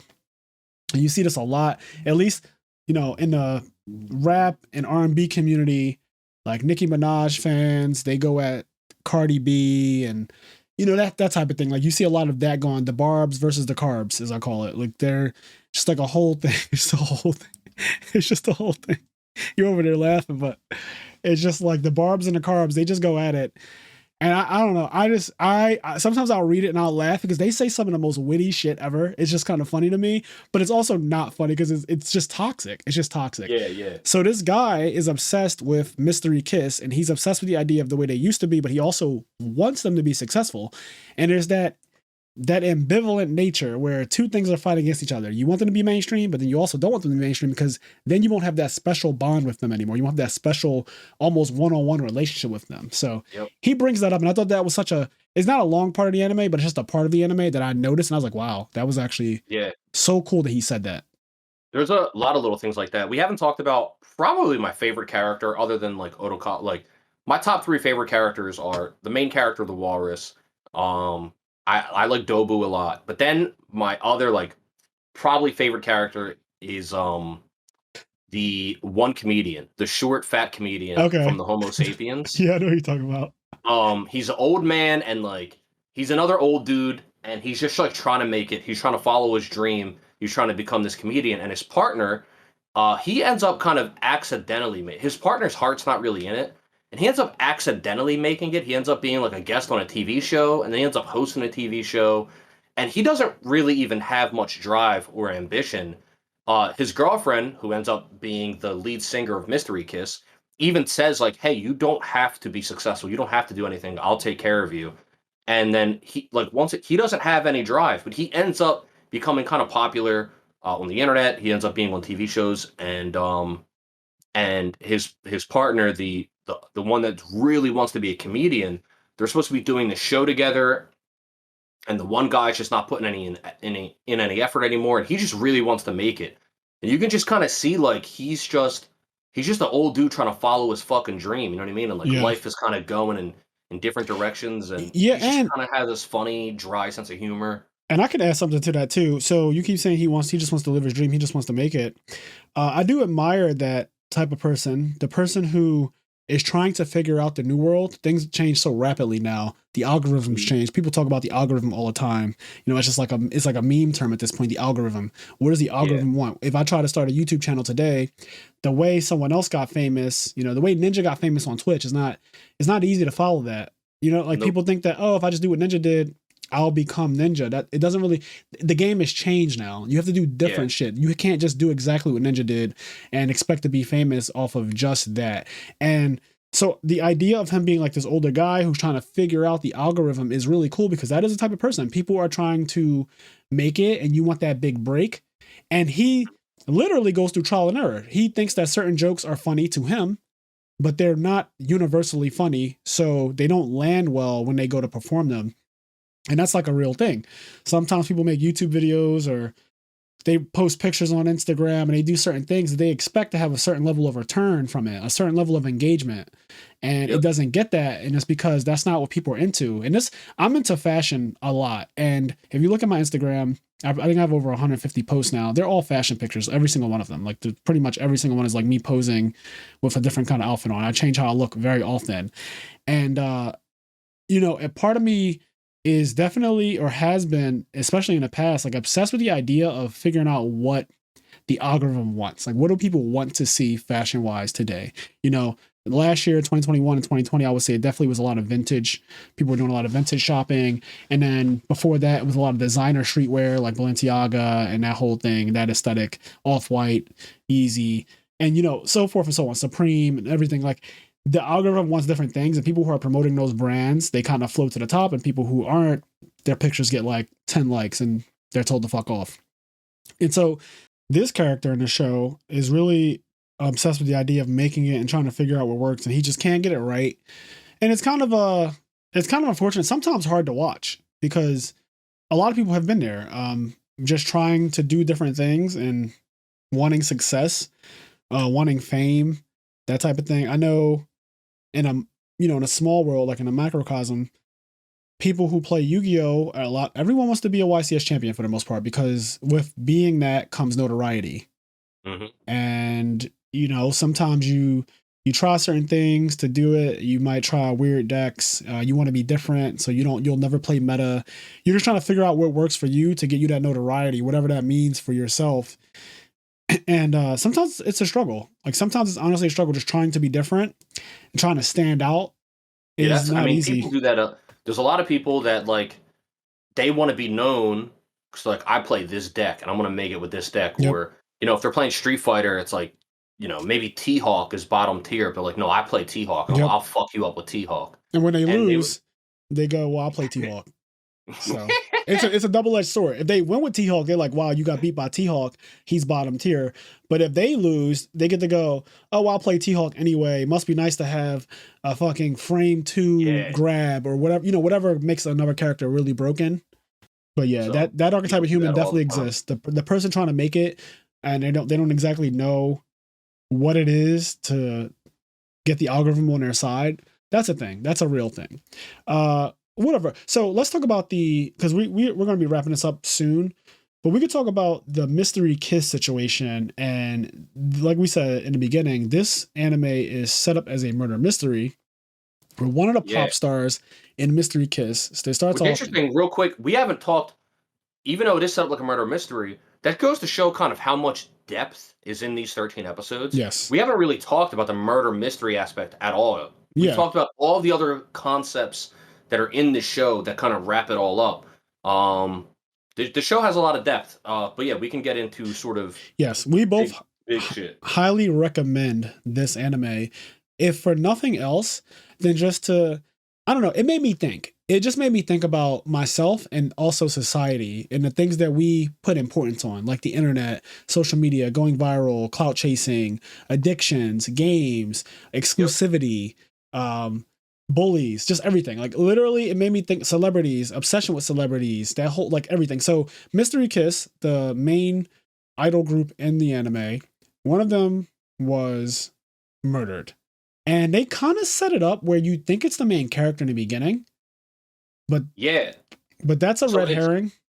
It's interesting because the beginning of the show, one thing we haven't even mentioned yet either that ends up being really important is one weird quirk about the main character is that he can pick anybody out of a crowd. And if he sees you one time, he'll recognize you. Like he'll always be able to recognize you and pick you out of a crowd, which is like some weird quirk. And then they kind of play with it. There's a part where, you know, his doctor shows him a picture and he's like, that's obviously Kakihana. And they're like, how can you tell? He's like, what do you mean? It's clearly him. And they're like, you know, how is he able to tell that? And when it gets to the murder mystery part and when they show that they're kind of setting it up like, did the main character do it? What's weird? And then there's a whole subplot with the doctor, and the doctor's researching Odokawa, and they're not telling you they're not really showing you what he's researching or how he's researching it. And so in some instances, you're thinking, or at least I was thinking, like, does Odokawa have like something? Is he a serial killer? Like, yes. Something going I was on afraid that this taxi driver is driving people off to a disclosed location and killing them.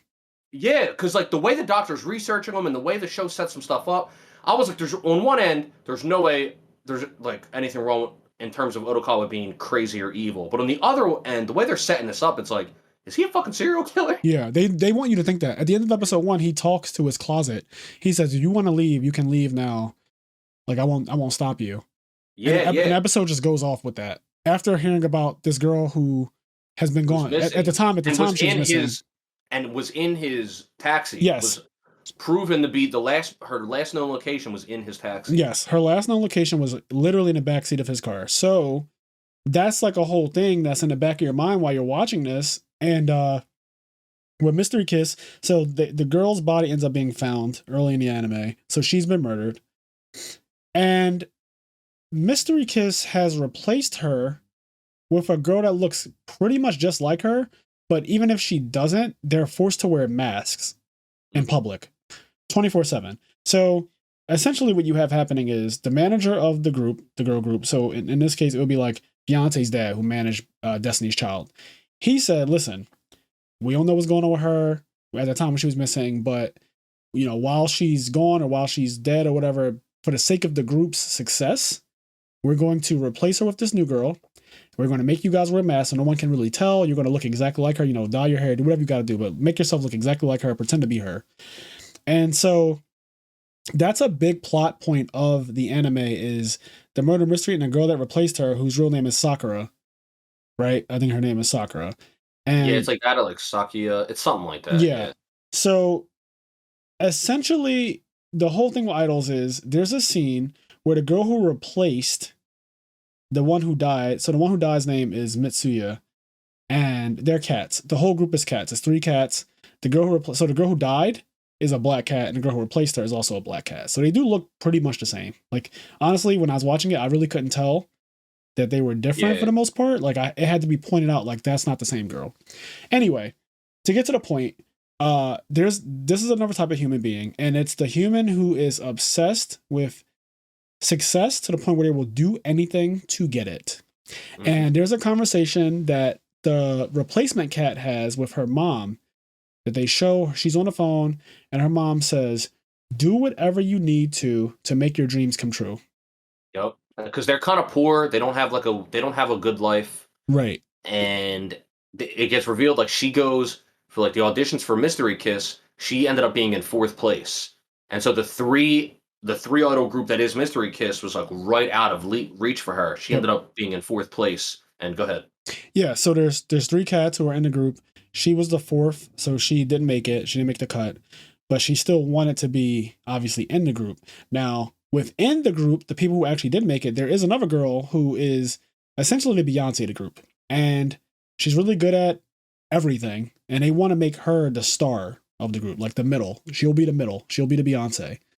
So there's a cat who's jealous of that, and she goes to confront the Beyonce of the group and say, like, listen, tell the manager that you don't want to be the Beyonce of the group. You know, like, she went to threaten her and tell her, like, look, I'll do something to you if you don't fucking like, she basically had murderous intent. She had incentive and motive to want the girl who ended up dying to be killed. So she's another person of interest in this whole thing. Is you're kind of obsessed with the idea of being the Beyonce and someone else is it, and you don't want to settle for being Kelly Rowland or Michelle. So you have that going on, but come to find out, and this is a big reveal, this is a big spoiler, so if you're going to watch the anime, I recommend that you do not listen to what I'm about to say, but the girl who ended up replacing the dead cat killed her. If that's if that's confusing, just know that the black cats, one of them killed the other one, essentially, is what happened. Yeah. And they show it at the like in the last episode, they show her in this building with no cameras around that she got set up. After she got out the taxi, she went into this building, and the girl who was in 4th place to be in the group who didn't make it, she literally killed her and got the spot. That's how she got the spot. And she moved up to there, and then when it gets placed on all these other people and they're being looked at for investigations, and the new lead singer ends up being kind of taken down as well, she is like happy about it. She's like, I'm just moving up, like I'm just another step on the ladder. Yep. Yeah, she's extremely happy, but things are going so well.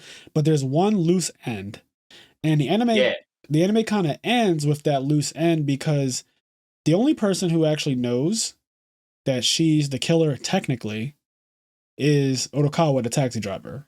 Yeah, so this kind of goes to the interesting thing. If for whatever reason you haven't seen it yet and you haven't stopped watching yet, I don't know, I guess you're crazy, but the whole show is like a furry show. And something that sucks is that the show's so good.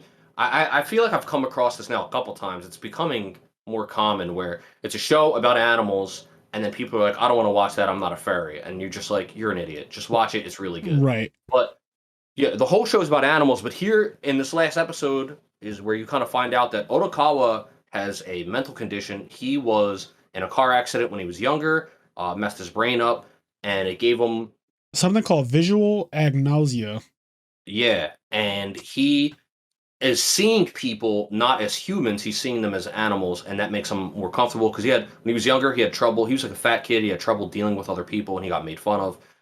So he sees all of these people as animals. So we're watching the entire show, and we're watching it through the lens of Odokawa, because he sees everybody as animals. In the last episode, or in the episode before the last episode, whatever, he gets in another car accident, he gets driven off the road, there's this huge chase scene of a heist sequence that happens, and he gets driven off the road in another accident, and when he wakes up from it, he sees people as humans again. Yes, so let me add some a little meat to that. All right, so Odokawa, they do a reveal episode right before the last one where they dive into his childhood. This episode is insane. So they dive into his childhood, and it's revealed that when he was in 4th grade, he's like 10 years old or whatever, and he was severely teased and bullied. And then when he would go home, his mom would be depressed all the time, and she's crying. And so he would cry in school from being bullied, but then he would go home and he would stop crying because his mom was crying. So like her tears would replace his. And then she was like really mean to him and basically used him as a punching bag. She treated him bad too. So he's getting treated bad at school, and then he's getting treated bad at home. Then his dad is a businessman, and he spends a long time outside of home. He doesn't come home at a decent hour. He comes in really late. Sometimes he doesn't come home at all. And he has a mistress. His dad is having an affair with some woman. The mom obviously knows it. You know, Odokawa at 10 doesn't fully understand, but his dad is essentially a cheater. He's an adulterer. And that's what's making a mom so depressed. That's part of the reason why she's so depressed anyway. Because I assume that they have a decent amount of, like, he's a businessman, he probably has a good amount of money but at the end of the day, he's unfaithful. And so she's in a depression. He's being bullied on every end. His dad doesn't really care about him. He forgot his birthday. But one of the things he did while he was visiting his mistress and passing like a zoo or some shit, he picked up a animal encyclopedia and he brought it home for his son. So he missed his birthday. He's like a shitty dad, shitty person, but he missed his kid's birthday, Otokawa's birthday, and he gets him this animal encyclopedia.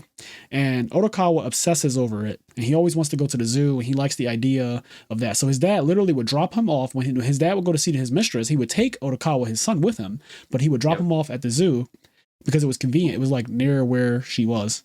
The two happiest things Otokawa did from his recounting was go to the zoo and see all the animals, and he also loved, even though there was other stuff going on, he loved those late night drives when he would be in the car with his dad. He loved being in the car and seeing the city, and he loved being in the zoo. So those are like his two big. Yep. So he becomes a taxi driver because he likes the idea. It's nostalgia. It's the whole feeling. This is when I felt good. Animals and car. So he's a taxi driver and he sees everyone as animals. But the reason why is because his mom gets fed up and the dad comes home drunk one night. So she takes the plastered dad, like he's gone, he's wasted, he's blackout drunk. So he doesn't know what the fuck is going on. So she takes him, puts him in a car, puts Otokawa in the back seat, and she drives with the idea to commit a triple suicide.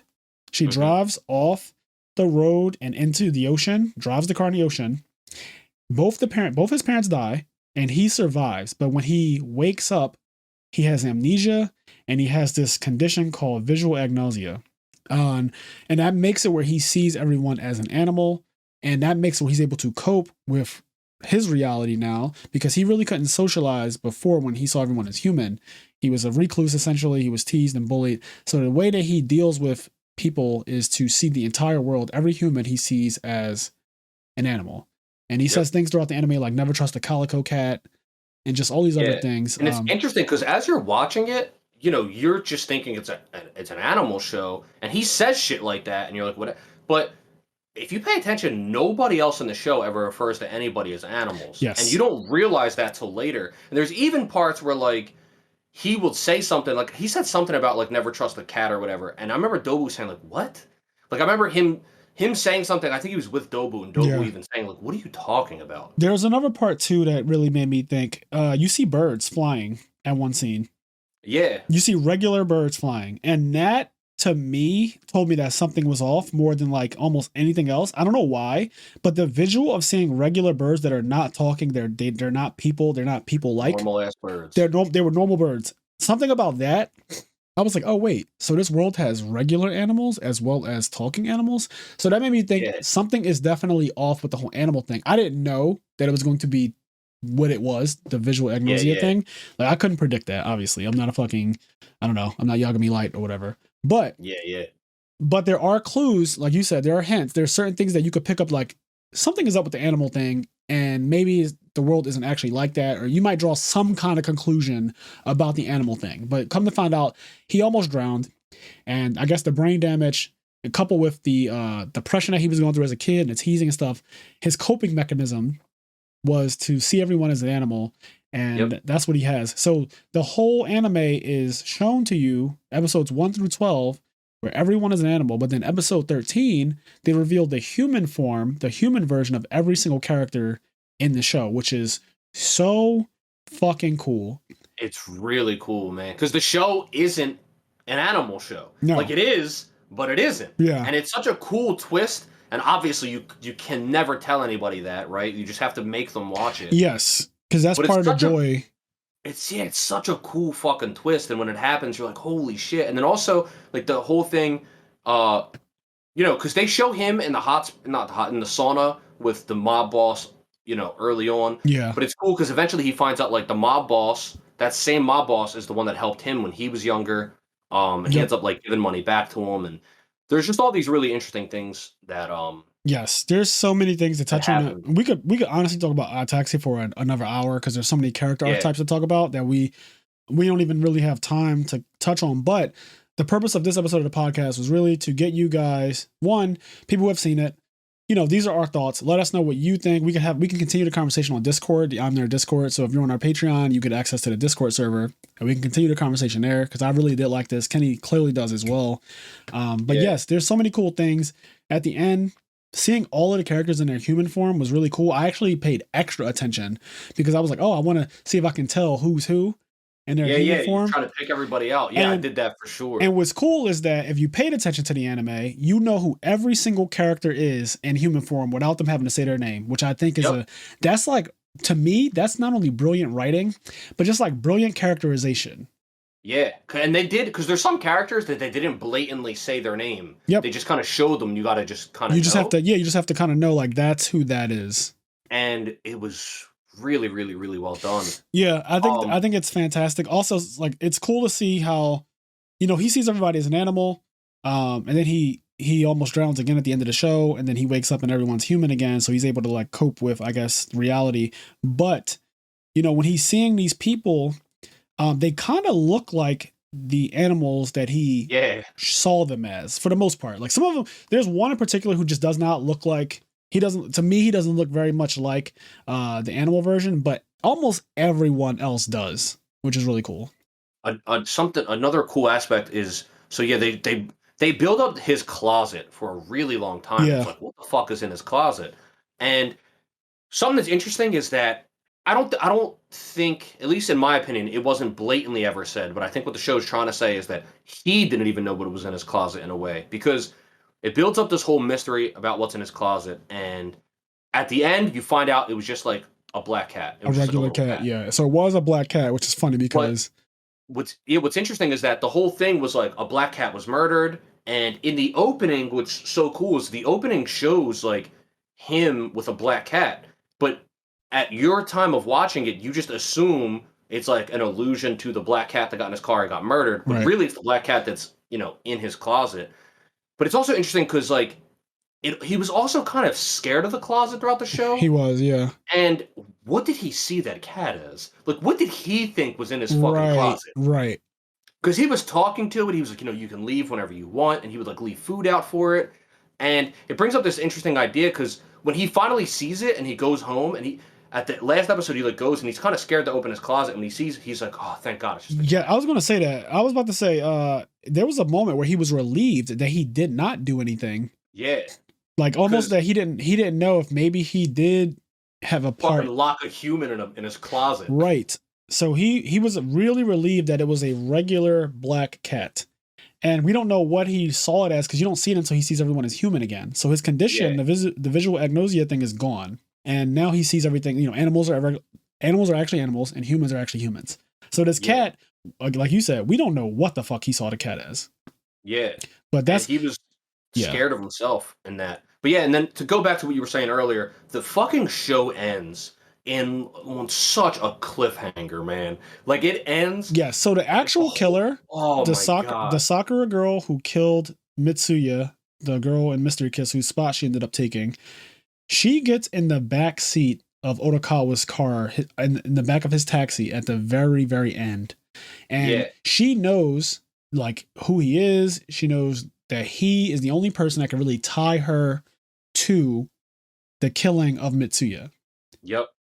And she's on the phone with her mom, and she's talking about how, everything's going great. And she's doing everything that she needs to do, and she's moving up the ladder. And I think she even says, like, there's only one thing I have to take care of or something. She does say that. And then she gets in fucking Otokawa's taxi. And it's so crazy because she's such a bubbly, cute girl. She is. And it's like she is a murderer. And it's one of the most interesting villains I've seen. It is, because the way she murdered that girl was fucking brutal. It was like a fucking piano wire or some shit. Yes, it was very brutal. She just strangles her. So yeah, I really, really liked OddTaxi. I recommend it. I know you recommend it as well. I've told a couple of my friends to watch it. I want Medina to watch it. Yeah, I've recommended it to Medina. I told him, I was like, hey man, like, you just watch it. Like, I don't really want to say anything. Just watch it. I've recommended some other friends that typically don't like anime. Yeah. Because I think it's a show, even if you don't like anime, I think it's something that you would like. Yeah, no, it's really good. I really like it. I want you guys to watch it. Let us know what you think in the Discord. If you want to write a listener letter about OddTaxi, by all means, please do. We will read it aloud on the show. But yeah, This is episode, I believe it's 46. I'm starting to lose count. We're It almost is 46. we're almost at 50. So this is episode 46 of the IMNerd podcast. I hope you guys enjoyed this one.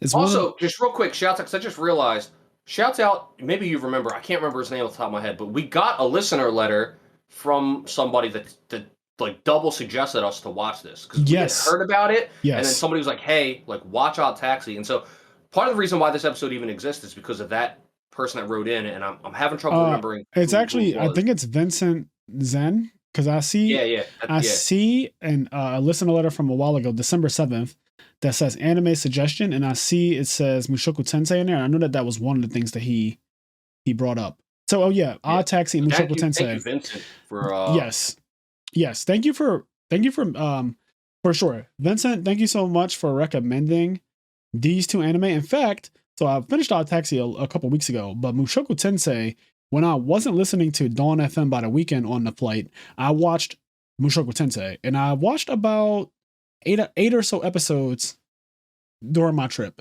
and that anime is fucking insane. I'm not done yet. I'm somewhere probably close to season 2, but that anime is fucking nuts. I didn't know. So in the beginning, it's hard to tell what the anime is about, but then you get to an episode called Turning Point Part 1, and it really changes like what it's about and how dark it can get, and some of the themes and things about it. I'm going to finish it really soon because we're going to do an episode on Mushoku Tensei as well. I think you're also watching it too, right, Kenny? I watched, so as far as I know, I watched all of season 1, I think. Okay. Yeah, I saw something, I don't know, I got confused. Because people are calling season 1 23 episodes, but it's really split into 2 parts. Yeah. Attack on Titan. So I don't know if you saw all 23 or if you just saw the first 12. Yeah, I'm going to have to look at it, because I know at one point I had, as far as I knew, finished all of season 1. But then a couple weeks later, I looked into it, and it confused me, so I'm not 100% sure. Yeah, so right now, there's only 23 episodes, or I think it's 23. There's only 23 episodes available. So, but I think that they're all considered season 1. The same way Attack on Titan's final season is all considered to be one thing.